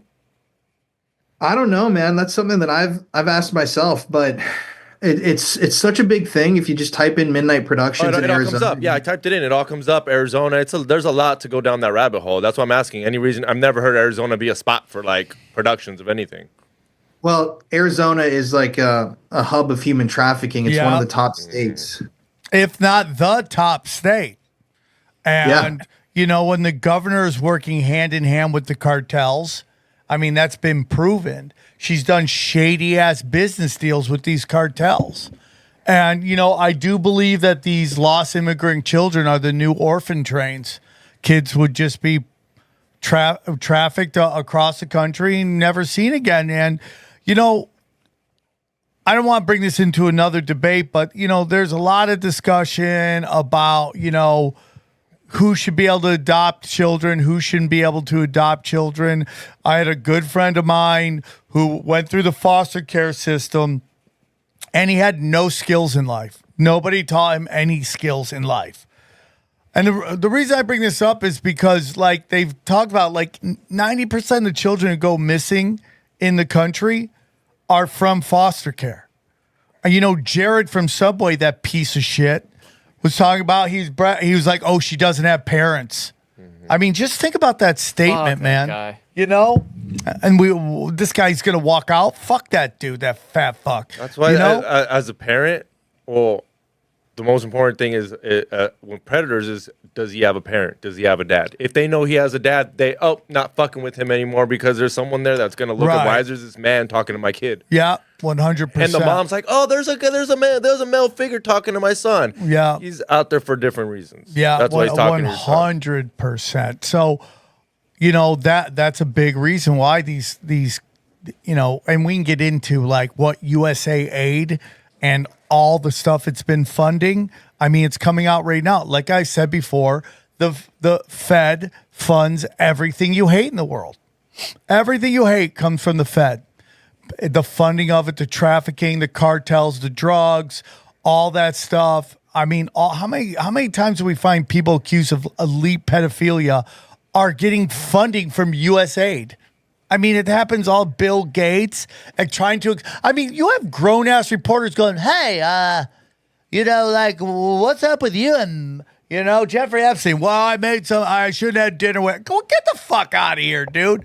I mean, like, how many people like when I was approached by fucking friends getting in my face about like me calling out Pizzagate, right? They were like, no, dude, that's so stupid. Nobody would ever do that. There's none of that coming out. I had a friend of mine. Johnny was there. I grew up in D.C. That doesn't happen. What are you, fucking nuts? I mean, dude, Hillary Clinton in 1 year had 5 different people get busted for child sex trafficking.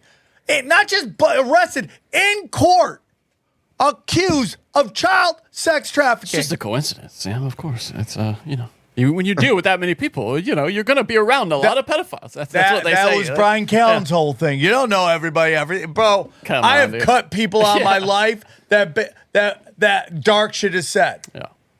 It's ridiculous. Like Jeff Ross. Like, I don't talk to that dude. Everyone else fucks with that guy. And Jeff Ross treated me well. He treated me well. He was one of the nice guys to me. But I can't fuck with that shit. If I know you're up to that, man, I am fucking out. And I'm not talking about like, that's so funny because they tried to make the Me Too movement. And, to be honest with you, they tried to paint Chris D'Elia as that. I'm like, they're trying to get you to think that's what this is about. It is not. What we are talking about is children kidnapped, put in child pornography, and then snuffed out. That's what we're calling out right here. We're not talking about a dude Snapchatting with 17-year-olds in a state where 17 is legal and they can go home to their moms and dads. And I'm not saying that's right as a guy who has a daughter. No. I'm not saying that's right.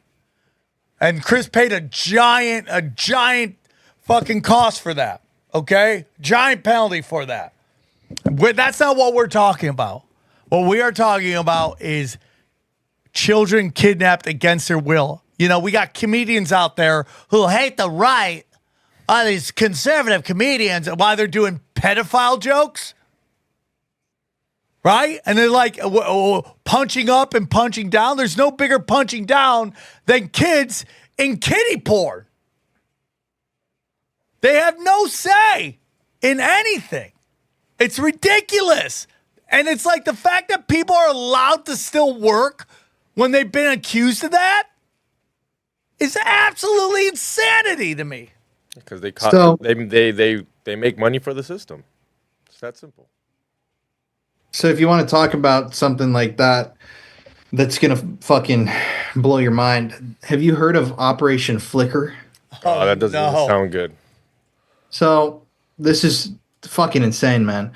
So Operation Flicker was a operation that was started by ICE back in, I want to say 2006. It was back in the mid 2000s.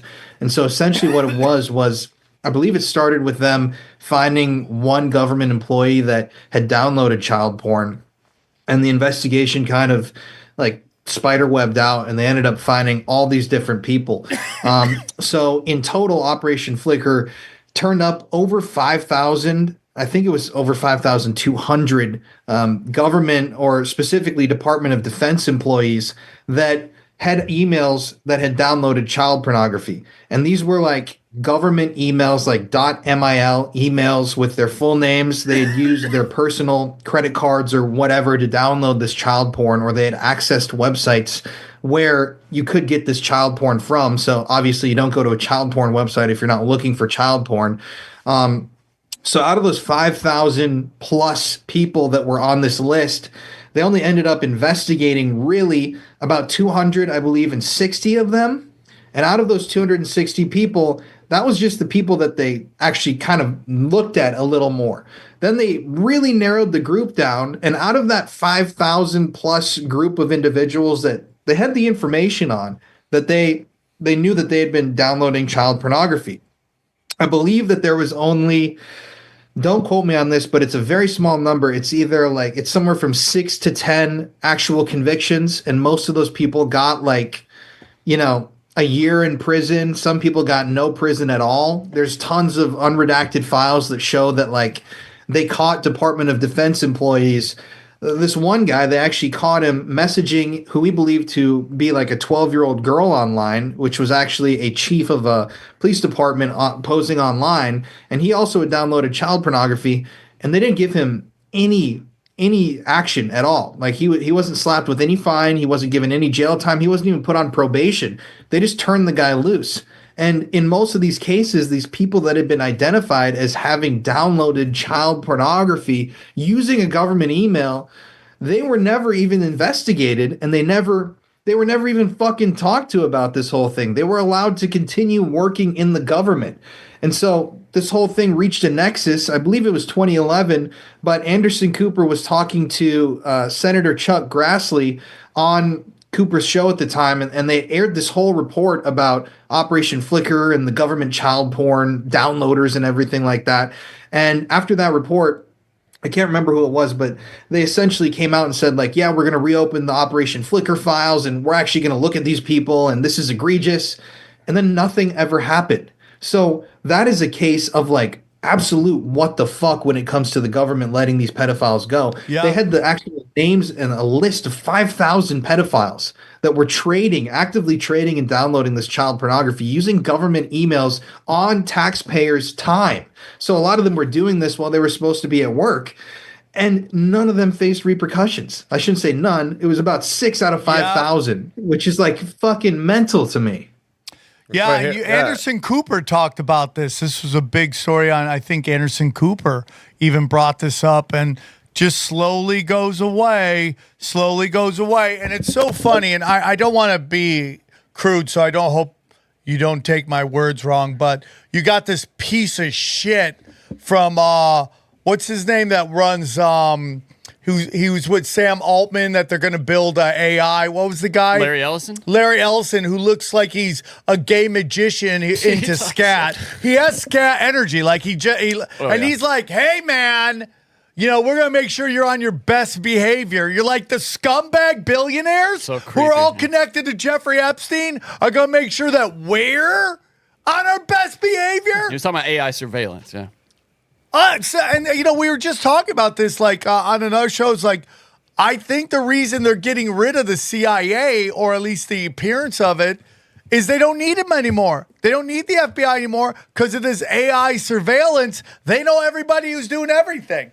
Yeah, and dude, you remember when we were first hearing that the government was ingesting all our data? And one of the reasons people were kind of okay with it at the time is like, because how are they? It's, you know, they're looking for grains of sand in this stream. You know, it's impossible. But with AI now, dude, to just sort through it instantly, Yeah. you know, whatever you want in real time. I mean, it's a nightmare for privacy. Well, Privacy's and over. again, it gets into, this is where it gets even darker, is like now they can isolate and identify the person who would be perfect position in power because they do have a kiddie porn addiction.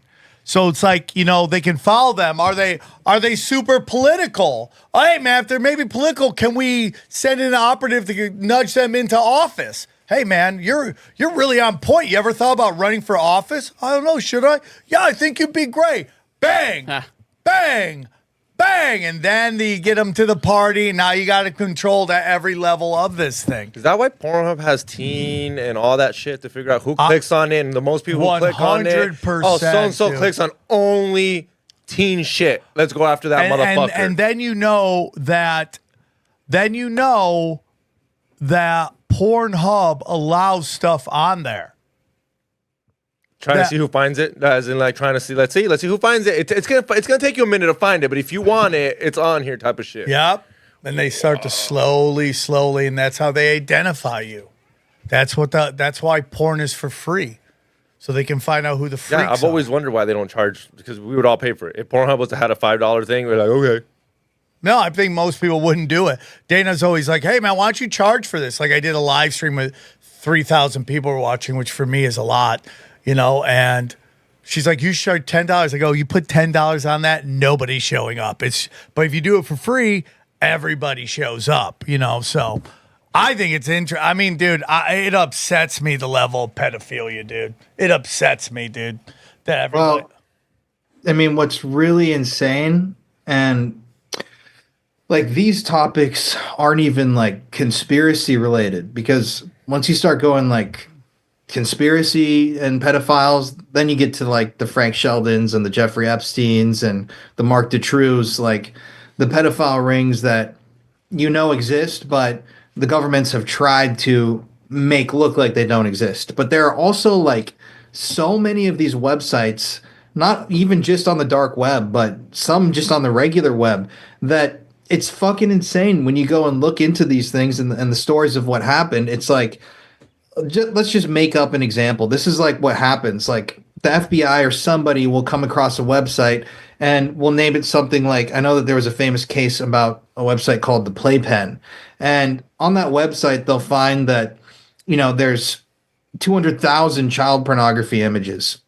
And when they look into the actual metrics of the website and the data behind it, they'll discover that there's like 240,000 registered pedophiles who are on that website. Oh my God. And for some reason, time and time again, you just have to look into these stories. There's a really famous one. I think it's called Welcome to Video in Korea, where the guy got like 2 months in prison for running a website like that. But they just cut these people loose. It's like they have the names and information of like 200,000 plus pedophiles. But when they bust these things, they usually only make like 100 to 200 arrests. So that is fucking frightening to me. Yeah, it's super frightening. where's the effort, man? Where's the effort from the government? And that's the thing. Like, so many politicians talk about all these different issues, and they're always bringing up this and bringing up that, but you never see politicians talking about like pedophile rings and like protecting, children from these online predators. Like, it's very rare to see a politician actually sit down and say like, we need to create a new task force to actually eliminate this problem, because then you have like I forget the term, not sexploitation, but it's where they're blackmailing like children into, in some cases like killing themselves. Like, there's online group that I know does what that. you mean. It's Like, insane. they'll ask them for something and they'll just up it. Like, can Yeah, I get a picture of you showing me the boob? And then be like, well, if you don't send me a picture of vagina, I'll send this to your parents. So it just keeps upping till the kid literally is in a position where like, I'm just gonna kill myself. And there's other people that take that shit to the next fucking level. Like, once they've got a 14-year-old, once that 14-year-old has sent them like a picture of them nude, this grown adult will tell the kid like, you need to murder your cat on camera and send me a video of it. I read about a case. There's a guy named Matthew Falder in England, and he actually was able to convince someone to rape a child a grown adult to rape a child. I can't remember if he videotaped it or photographed it or what, but he like wanted proof of it. There are also these subgroups of these groups where the thing that they want children to do is kill themselves on camera. Like, that's a whole thing. I just saw a report on the BBC talking about this group that was doing it like 3 weeks ago that popped up on my feed, and I went down this whole rabbit hole of like looking into all these arrests and shit, and it's how like do you do fucking it? crazy. How do you do it? I don't know. Like, how do you mentally do that to a human being? Yeah, I'm with like, you, it's dude. the absolute sickest fucking shit that I can even. It just makes me nauseous. Well, even it's not even on that level, but a lot of those YouTube pedophile hunters, what they do is crazy. They'll talk to these guys for months about dirty shit, and the guys repeating them, and they'll have conversations. I'm like, dude, you sit there and you text these guys for days to try to catch them. I know they're trying to do a good deed, but I'm like, you still have to go there and text this motherfucker. You know how he looks. He's not good looking. You're like, what the fuck are you sending me this shit Wait, you're for? saying it would be easier to do that job if they were hot? Is that? No, I'm just saying in general. Like, I'm general. You get a picture of this creepy guy, and you're like, what the fuck? You have no chance. Like, it's delusional. I'm okay and with that. I gotta be honest. I'm totally. Cool I'm with gonna them. be, and I'm not saying this is excuse, but so many of those people are on the spectrum, and I'm not saying that that they should be absolved of their sins, but there's something about spectrum people. I do agree. I think that we don't give those people, especially the ones who haven't been haven't acted on it. Yes. Yet, like they need treatment. Like, Well, I don't they know need to if have you- their I mean, brains like, sorted out. It's a hard thing. I mean, like, pedophiles need to be put in wood chippers. But I'm also noticing that these guys don't have social, the ability to socially make contact and interact and all that. There are plenty of them who get busted with and don't get me wrong, I think that's a violent act because the stuff in the footage is obviously done to someone, and they're supporting that by watching it. But there's got to be some kind of level of treatment where they feel comfortable seeking treatment. You know what I mean? Like, it's a tough question. It's for a tough society. question. People are going to hear this and they're going to be like, I know, "Oh, you guys yeah. are no, dude. I No, think they're dude. No, scumbag." yeah, they should- But I've just noticed that some of these guys just have no social fucking ability to socialize. Because it's not normal. Nobody is born. I don't. It's got to be some brain chemistry quirk, right? It's like because. Well, it also has to do with like when you see these pedophiles, they tend to be have beta energy, Big like they time. can't Oh, talk yeah. to grown women. Dude, yeah, big time. They can't alpha that shit. Yeah. So they go and they hurt children because they're pieces of shit. It's awful. You know, I'm just saying I'm noticing the patterns here. And you know what I've noticed? Not that I can't guarantee, but I have a feeling some of them know that this is a sting and they might get caught, and they kind of want to get caught. Like, they kind of want to end that whole, like, I've seen them, like, yeah, I kind of knew it felt too good to be true, and I still came.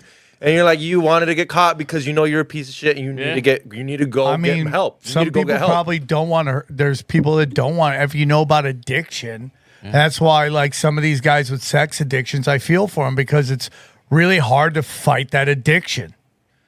And it's again, I'm not saying the mercy or anything. Nothing. But it's just like we're talking about what are some of the characteristics of these people. But like, and again, we've said this at the earliest episodes of this show. Poor pedophiles go to jail. Poor pedophiles go to jail. Yeah. Rich pedophiles run companies and they're getting into politics. And There was that one billionaire that Dominate the got world. caught doing horrible things to his daughter, and the judge was like, "You wouldn't last in prison. We're not going to send you." what? Who was that? Who was that? Look it up, dude. Oh my god. Okay, so do you think that's why YouTube they let those pedophile videos go so they can justify like they are going to jail? Some of them are going to jail. Like they let those run by. What like, are you look, talking about? The pedophile hunters? Yeah, they let that go by. YouTube lets those run because, like you said, it's justifies them catching pedophiles, even though they're not catching the main big boys like Epstein the and low stuff. levels. Was Yeah, that it's a great. the heir to DuPont? Was Could that who be was- the smartest thing he ever said? Woo! Was like, why do they let the pedophile hunters at the low levels run their videos, but when we bring up Pizzagate or any of these midnight Jeffrey Epstein, you say productions, that and you're done. then all of a sudden it's like, no, you're getting strikes left and right.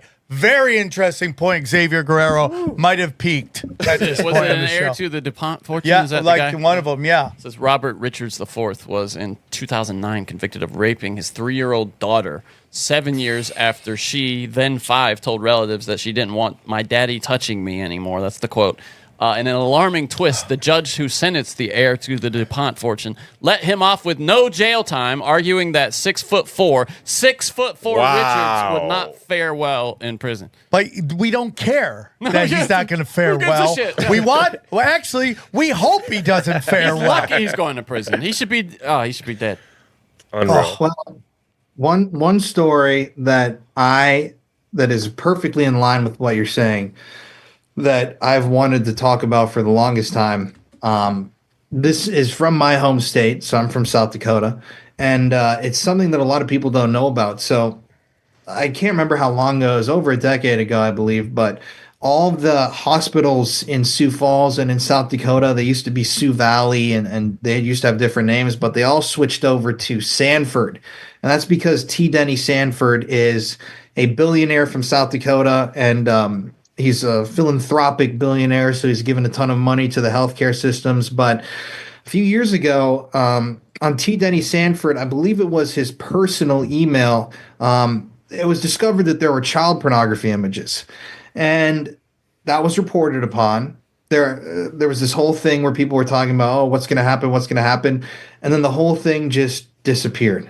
And it's because this guy's giving billions, and I don't know how And much exactly he's billions. given, but there's been a push from reporters to get access to the files, and there are files that they won't unseal. But something that just reeks in that whole equation is that the guy who is now the attorney general, I think now he's the attorney general. I don't know what's going on with Kristi Noem becoming Department of Homeland Security and whatnot. But the guy who was T. Denny Sanford's personal attorney, his name is Marty Jackley, and before he was T. Denny's attorney during that period, he was the attorney general of South Dakota. And then after that whole thing happened, he became attorney general again. So it's like, who's going down for those child porn images, and why is there not a bigger push to investigate that? This is a guy who, there are actual statues of him in my hometown with like kids around him holding kids. One of them's he's got a kid on his shoulder. What? And the dude's linked to an email account. So I think it's his personal email account, where there are child pornography images.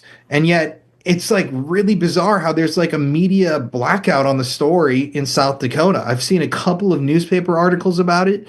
I think it was Project Veritas or somebody like that who got access to some files and they didn't really make sense and there was some weird wording in them. But that story itself is just so much darker than what obviously they've led the public to believe at this point.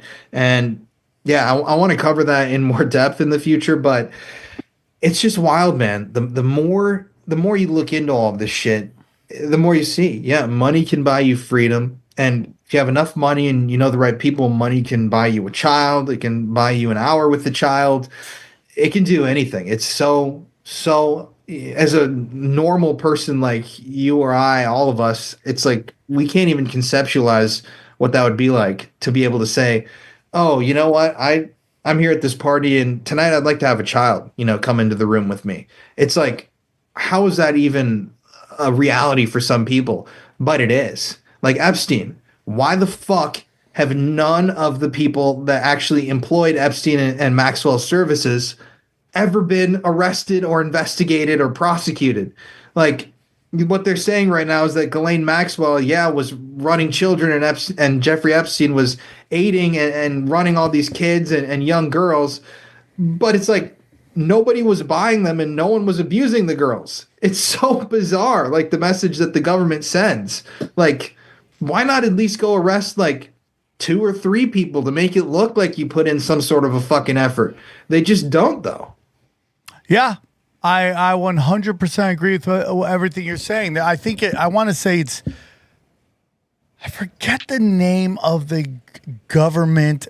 It's like they're in another intelligence agency. It's not Deagle, but it's like starts with a D, and they run basically like they get equipment for military all over the world, and they've been busted child sex trafficking, and they still get funding and they still get all that, and it just keeps going because that is a currency. That is a way black ops make money, is through all that stuff. And it's so fucking dark. I mean, when bodies of missing children are found in the Vatican and that story dies because it is a power structure of control. Well, that's the scary part about all this is like the stories that we hear and the stories that we're able to take in. Those are at the end of the day stories that got out. They were the stories that whether somebody decided to let the normal people, the population know about, or somebody was a whistleblower and alerted people that this was going on. It's just it's unfathomable to think of how many stories exist and have existed that we've never heard about and we will never hear about. Like, for example, Jeffrey Epstein ostensibly killed himself, and that was the end of Epstein, right? But who has taken Epstein's place? Because running a blackmail operation is very, very lucrative and important to a government's power structure. So if Epstein's gone, it's not like the problem's been rooted out and it's dead. It's like somebody has obviously just swept in to take the fucker's place. And in 10 years, we'll probably be hearing about this next guy.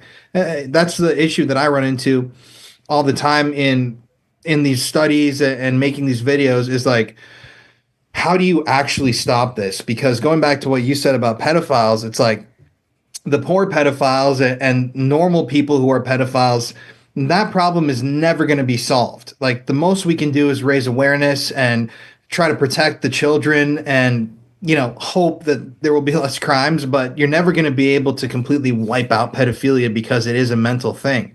But when it comes to these power structures and these powerful organizations that employ pedophiles and a blackmail organization, how do you fucking stop that? Like Epstein Justice, I'm going to give a plug to my friend Nick and Alicia, their organization. They're actually lobbying right now, trying to get government officials on board. They want to have a independent, I believe it's a commission, actually investigate Epstein honestly.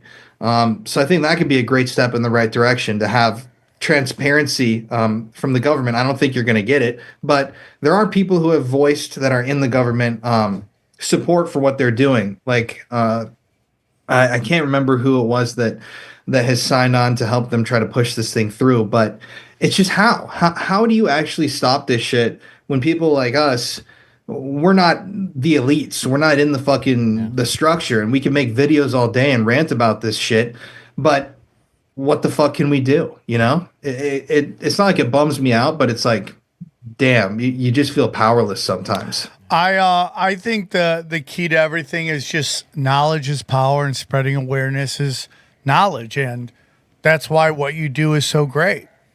And that's why it's so important to keep doing it, to get the word out, because I don't care what anybody says. There are more people attuned to what's going on than ever. And it gets harder and harder for them to pull their occult bullshit on us because they can't use their sorcery because we know their tricks over and over and over again. And eventually people are going to get tired of people like P. Diddy sitting in jail. They're just waiting for the story to die. They're just waiting for it to die and everyone to move on. And people are going to start getting tired of this shit. People are going to be over it, you know? And yeah, do I think Hillary Clinton will ever see a day of where she'll pay a price? Probably not. But maybe. I think the more we wake up to what's going on, the less and less they can get away with so easy. But again, it's really dark. That's why you got to teach your children. You know, when you bring up that thing about making people do stuff on video, now you got to talk to your kids. Listen, there's nothing you could do that daddy won't love you. Exactly. It's a minefield for a parent, huh? Dude, I mean, there's nothing you do that daddy won't love you. No matter what you did stupid, you got to let me know. Because I can't save you if I don't know what you're doing. And anything you've done, probably your father did back in the day. So you hopefully won't be as much as a scumbag as your father. So if you tell me what you did, I can get you out of it. No, your father definitely did it. There just was no cameras. Yeah, no one taped it. No one recorded it. So just be honest. God, let your kids know. Be honest with me, and we can save you. Oh, so tough. No, dude. Was it DynCorp? Was that the company? DynCorp. Yeah. I looked it up, dude. You know what's on their wiki page when you get down to human trafficking? It's a picture of 2 USAID workers. Oh my God! It's so funny, dude. Yeah, it's they were human trafficking, big time. Colin, man, I've had a great conversation with you. I hope you're okay with some of our jokes we made. Yeah.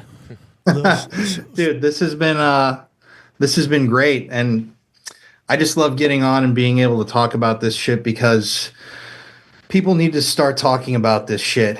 And it's weird. It's like when I started transitioning and making videos about this stuff, I had tons of people saying like, "Oh, Colin started drinking the Kool-Aid," and I've had, people make full videos about me and post them saying like, "Oh, Colin's gone completely QAnon insane and he's just a fucking lunatic." And I'm like, if I have to suffer through a little bit of the bullshit first, now I've come out on the other side where people are starting to listen. And if we can just get more people to engage in these conversations, I do have a huge project that's coming. I don't know when it's going to be released or what's going on with it, but it's highly sensitive. And like I said, I can't really talk about it now because we've had some really weird shit happen behind the scenes with like being tracked and just weird, bizarre stuff. But this next year, there's going to be a massive shift in the view of the public towards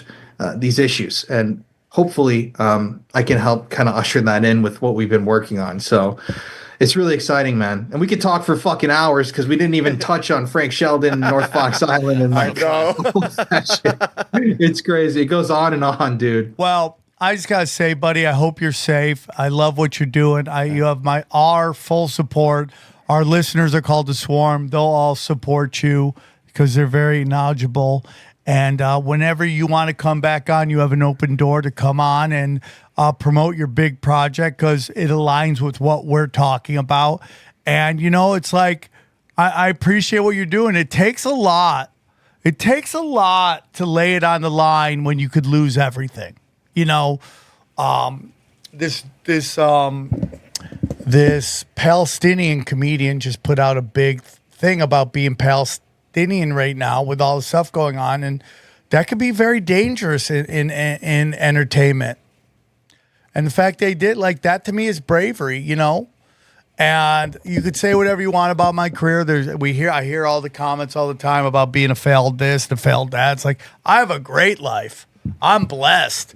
And I feel like, I get approached all the time by people telling me that this show has changed their lives. And that's what it's all worth, man. That's what it's all worth. So, what you're doing is right. You go through it. We've been called the QAnon people. Q is more right than it was wrong. Operation Trust. They got to tell us what they're doing, I'm just telling you, you're on the right side of everything. I want you to be safe, your family to be safe. And if you could one more time, tell them where our listeners where they could find you. Yeah, man. If you want to listen to me rant about pedophile rings and provide a ton of evidence for the existence of these organizations, you can check out the Conspiracy Files on YouTube, or you can listen to it on Spotify and Apple Podcasts. My wife and I co-host the true crime show Murder in America, just dissecting crimes. And my baby, my brainchild, is the Paranormal Files. So paranormal investigating, and I've done it for the last 10 years. And if you believe in ghosts, there's some pretty fucking wild evidence on that channel and just crazy experiences that I've had that we also didn't get to touch on during this. It's crazy. I feel like we haven't been talking that long, but it's been like 2 hours. Colin, now we were texting back together. Someone suggests you come on the show, and we finally made it happen. Now I remember. Sorry about that, dude. I remember we were texting, and it took us a little while to make this happen, but you blew away my expectations. I'm so thankful you came on the show.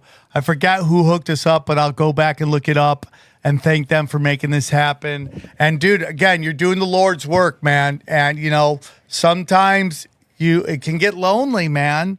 But the other end of that is the understanding that you have morals. And I've been saying this a lot. The new punk rock is common sense. The new punk rock is morals. The new punk rock is common sense over party, over philosophy, over friendship, sadly even sometimes over family, where it's like, what common sense is right, and even though they don't see it, you still love them, but you're not going to bend on the fact that you believe in common sense. And you're doing that right now, dude, and you should be applauded for that. And I can't thank you enough. All the links below. You're great, buddy. I was honored, man. I could talk to you forever. We'll have you back as soon as you want to talk about anything you want. Okay. All right, man. Thank you. Thank you guys for having me. Excellent I conversation. appreciate what you guys are doing too, man. You got to keep educating people. It's very important. I love you, buddy. This was great. Let's break it down. Get ready to Rock. All right. What is that Riley Reid on there? What is that? What are you looking at? Porn, actually? Oh, What is no. this? Sorry. No, not on porn. Definitely. Yeah, it's Hey, by the crazy. way, Spanish porn. can I What say- are you in Spanish YouTube, you piece of shit? He mentioned today is officially the day that our community guidelines strike falls off the channel. So, the YouTube channel. Oh! Yay, team. How long till we get it back? We Hey, survived. real quick, I want to give a shout out. I keep trying to get a hold of the guy. That uploads Tinfoil Hat to YouTube. By the way, did you see it's got 30,000 subscribers? Really? Are you not serious? Tinfoil Hat. Oh, that's too. crazy. I think it's Johnny, by the way, but that's okay. Is it you, Johnny? It is not. It used to be me, but it's not. No. I have one called Unofficial Tim, but Yeah. I lost. They took my access. I cannot get logged into it. No I matter don't know. what The do. guy's doing great work. It's We not me. love him very I much. wish I had time to do that. No, I would. Right? What's it, 30,000? I got it right here, pulling it up. Look at this guy. This guy's crushing it. Crushing it. Look at that. Bang. 30,000. Go up, go up. Views, 13,000. Yeah, we'll take it, 11, dude. Go up, go 10. up, go up, go up, go up. How many? Look at that. Almost. Well, the annoying thing is going to come when it has more subscribers than your actual Yeah, channel. and then I'll cry. Hey, do you let the ad people know that these numbers are also included? You Yes, should of include course. these. What do you think? I'm crazy? Obviously. YouTube is where most people get a lot of their numbers, but we don't get that because we're dangerous. It's been doing better over the past couple months. It's been better, though. I will say. Well, we're thankful. Anyways, Colin crushed. Am I right? Am I right? dude. Yeah, Am I he's great. right or am I right? Right. Right? It's not hard to see why. Right. Oh, Jesus Christ. It's not hard to see why he's doing so well on YouTube. Dude, 1 million, 1.2. Yeah, it's not hard to see. Yeah. I mean, that's the guy's great. Yeah, and that's his baby. His other channel is still like at 100. 100 people? Or- 100,000. 136. Yeah, it's his second Yeah, channel even still his killing second, it. even his side bitch is crushing it. And he's got a murder podcast with his wife. I mean, he's doing it all. Oh, I think you want to have a healthy relationship. Talk about murder with your wife. That seems to be it. By the I would way, love, you and Dana should do a podcast. That'd be the funniest thing. oh my God, we should just her and I arguing with Yeah, each dude, other. it would just be- Her just bringing up the most retarded talking wrecking points. your balls. I can't get her to stop watching MSNBC. Dude, her on- it's like I can't kick the glass dick out of her mouth. Is there any way you can have her on conspiracy That's what I was about to just say, one time? If Just Dylan one can't make it in time, someday, yeah. just have her sit in for him. That would be Just great. I wish Elon would grab it, would buy MSNBC and just have like all these conspiracy people on there. Conspiracy news would crush. Back. Can we be honest? Like, I mean, the second half was very dark. yes. The first half was awesome. It was all awesome, but it was dark. It was it's hard to say it's awesome when you talk about hurting children, No, but I the know what you're education of it, saying. yeah. But it was intense. The first part was awesome. Second part was intense. He did great job explaining the intense stuff. Difficult. Yes, it was difficult. Thank you, Johnny. Great in the sense of how the information he gave us and how he disseminated it. Difficult to hear. What blows my mind is how you go from like ghost hunting to something so dark. Like ghost hunting to me is still kind of like, oh, I'm ghost hunting, to something like pedophilia and some dark shit. I'm like, whoa. I mean, ghost hunting's all dead people, I guess. True, I get. You know what I'm trying to say. No, It's I get you. Yeah, it's kind of. But you know, I didn't want him because I don't know if some of my jokes. He's a nice guy. I think my joke about if you found a ghost molesting people that might have not hit really? the best. I didn't notice that. But you know, Red Band has a joke about like you know, if ghosts are the spirits of dead, why aren't Planned Parenthoods haunted? Yeah. Which is like one of the great Brian Red Band jokes. It's a tough thing, dude. And it goes back to this thing that I was talking about a little bit in the show about how USAID, the Federal Reserve, funds everything you hate. And it is this projection of a false reality on top of our reality. Right? So like reality would be we need to curb stomp anybody hurting children. Yeah. Okay? We need to curb stomp that. But in this false reality that's projected upon us, these people get away with it.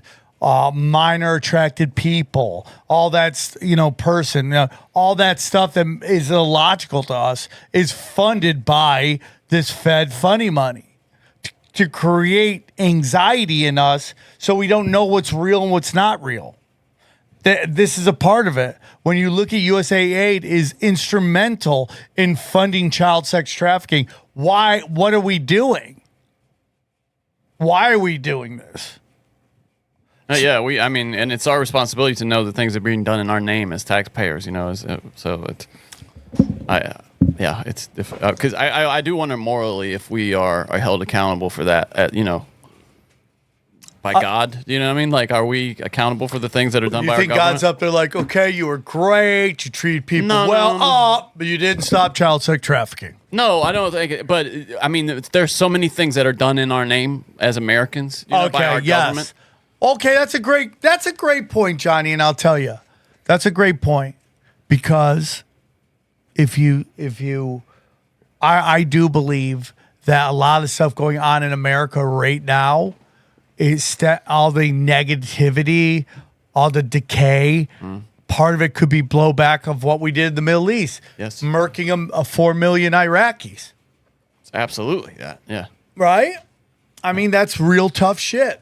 I mean, it trashed an entire generation's brains of the soldiers, the young people we sent over there. I agree. They lost their minds. Yeah. I concur. It sucks, dude. And it's just like all of this, again, when we get into, do you have proof of God? Well, I have proof that there is anti-God out there. There is evil, and I think evil infers good. And the way people just turn their head on it. And the way the Me Too movement made it about like guys being mean to older white women, And I had a conversation with a comedian last night who I love, but this person's just consumed with the Me Too movement. No matter how much bullshit comes out. Still. Yeah. I couldn't believe it. What? Did you see, like, Google took off Pride and Black History, all that off the Google Calendar. Really? I do, yeah. This wave is rolled back. That's the whole point of with every commercial in the Super Bowl. It's like, we've agreed we don't want this. Yeah.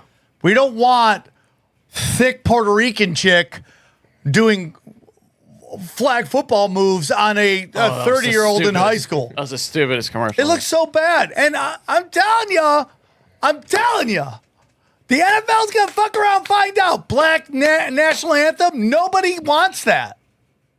Did they do it? Did they? Yeah. Play it? They did. Okay. At least they got rid of that shit in the end zone. Hey, what I was gonna tell you, what were we I mean, I don't know what you were going to tell I don't know. me. You were selling us something else. Never mind.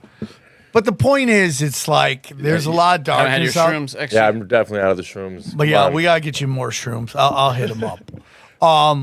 But it's definitely a situation where it's like there's darkness out there, and our job is to raise awareness so people can watch and see. And we also have, again, this gets down to like on a local level, you have to pay attention to what's going on. You like, I need to start going to, once my kids enter kindergarten, I need to start going to these board meetings, these school board meetings. I need to start going to counseling meetings, the city council meetings to go, fuck that. That's not cool. And I mean, I'm obviously not there, but my dad used to kind of sometimes go. I don't know why he went, but just going enough shows the people that are working at that school that people are showing up. You know what I'm trying to say? If you show up every once in a while, to a school meeting, and at Keep least them on their toes? Yeah, keep them on their toes. You don't got to go to all of them. I remember my dad just show up sometimes, like, where are we going? Because I got to show up. Like, you're part of the school. I kind of had to participate in a weird way. I found it weird because Matt never gave a fuck, and I think he just went to show them, like, hey, this guy has a dad. This guy has a father. Yeah. So, it was weird because Matt never cared, but every once in a while, he's like, hey, we're going to go to a school council meeting with your mom. And I was like, why? And maybe it was to show representation of, like, hey. We're not gonna let you pull some bullshit here. Yeah. You got these counties that are like they basically did an EO saying no more men in women's sports in these counties, and these school boards are like, we're still gonna allow it. Nah, bitch. We said nah, bitch. I could see Sam saying that.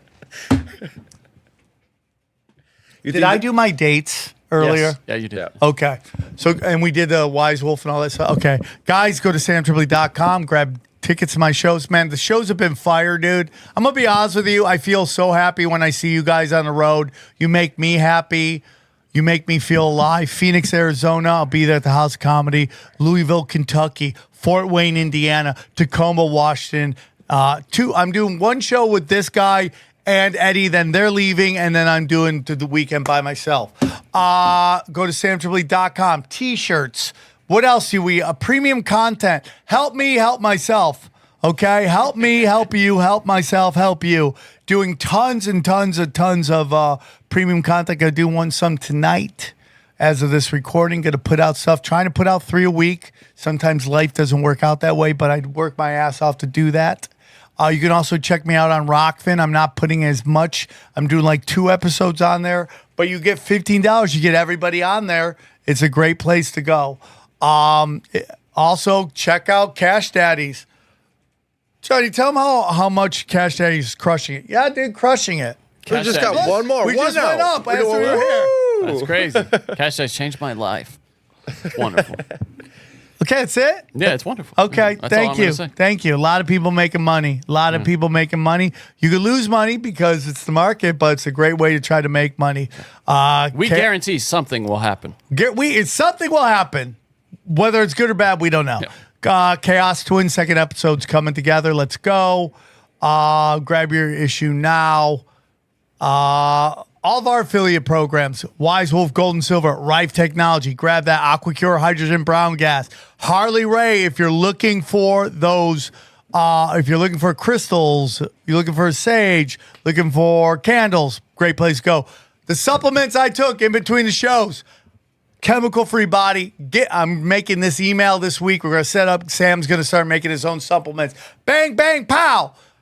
Joel Staley getting it going, getting in shape. We've had people send me videos that they lost 40 pounds after listening to Tinfoil Hat, fighting Joel Staley, losing weight. EMF rocks, dirty electricity. I'm telling you, listen, I talk for a living. I know it's not roofing, but man, after I am tired because I'm surrounded by dirty electricity. I think I'm losing my hair because I'm near wires. I'm telling you, Johnny. Dude, I will say the area where your hair loss is right where the strap from this thing goes across the top of your head. Okay. It is though. It is. You're Think right. about it. Prometheus. We're decentralized websites, and then if you love how smart Xavier Guerrero, who asked the best question he's ever asked. The best question he's ever asked. Been a while since I asked a good one. No, you've been doing better thanks to Brain Supreme. Next level shit. Get in the microdosing game. We got telegrams. We got all my audio. I'm going to put up doom scrolling there. That'll be next. Go down. Radio's listening to me. You can listen to me radio, all things Sam, tinfoil hat by itself. 24/7 radio station. Then all my specials are there as well. Anything else, buddy? Don't forget to hit that like button, subscribe, and if you're watching on YouTube, leave a comment, please. How about if you're watching on Twitter, Rumble, Everywhere. anywhere. Yes, Twitter. You've been posting them on Twitter too. All so the time. Leave a comment, please. It helps. If you want to, everything's on Sam Tripoli instantly too. If you made it 3 hours into the show, please subscribe. Yes, it's welcome here to the very end of the show. Please check us out. Johnny, I want you to share your shit, but you're being an asshole. So enjoy these. No, go on. What is? No, if a tree falls in the woods and no one's there to hear it, does it even? Okay, happen? Johnny, why don't you say what you want them to check out so nobody can hear it? Go on. Hi, Tom. You please check me out on Instagram at Johnny Woodard. Okay. Johnny A. Woodard. Yeah. Yep. All right. Enjoy these highlights. Here's a clip from the latest Broken Sim. Yeah. Have you seen that they claim to have pinpointed the cause of the Eaton fire? Have you seen this? They have reconstructed it, and they're blaming it on these. Johnny, tower number 3. Oh, sorry. Fault on transmission line number 3 is the location of the ignition of the Eaton fire. This is my 22nd wildfire. I've represented 21,000 fire survivors in 6 different states. This is the clearest evidence that I've ever seen of utilities equipment being the start of a fire. With plenty of warning with the Santa Ana winds, trial attorney Michael Watts says SoCal Edison should have better prepared with a proper public safety power shutoff, or PSPS. Southern California Edison's response? So the video that we obtained from the New York Times on Saturday night needs more careful analysis. And it is very premature. I should say it is premature to comment or speculate on what that footage means without more careful analysis. It's a hard take, dude. Yeah, right. It's a hard take. They've also this is more just different footage that you can see of it right here. This is related. This is what they pulled for the lawsuit that's going to be coming. You can see it kind of started right there. Do you see this around that tower? Yeah. Yep. Yeah. This is the thing I always say. People talk about direct energy weapons, and yeah, I totally agree that they exist. They don't need them. They just don't need them. With the meters, the smart meters, and then when this place is just been prepared to go up like a powder keg, all you got to have is some faulty equipment, maybe something that you don't maintain. Again, I just wanted to say this is a harmful conspiracy theory and ridiculous to suggest that this could have in any way be intentional. I'm sure you agree, Sam. We were just doing a character there when we suggested this. Dude, I love your wacky characters on this show. I'm a silly guy. And we should have a thing blinking so people know we're in character. Satire. Wacky satire character. So the F-35 continues to be worse than worthless. We had another one of these things just plop out of the sky over the last week. Here it is right here. This was on Eielson Air Force Base in Alaska. You can see the pilot there and the parachute coming down. Check us out. Whirling. Just hard impact with the ground. Explodes. And then he has to make sure he doesn't fly into that. Oh, right. Isn't that wild? Or get hit by it. This thing. I mean, what a... So I'm in a fight right now with Dana. Okay. She doesn't understand streamlining the government. She doesn't understand bureaucracy. And this is what I'm talking about. This is unchecked bureaucracy. This is money laundering by these companies. Okay. It's money laundering. All right.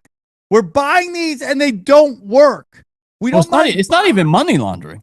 It's just them paying off, getting rich. It's just a bunch of fat cats getting richer and stealing. It's embezzlement, if anything. They're stealing money from the American taxpayer to get rich, and then you'll see them when they graduate from the military. I don't call it retirement. They graduate to becoming working at these private companies, and then they just enrich themselves further because their buddies that they trained are now in charge.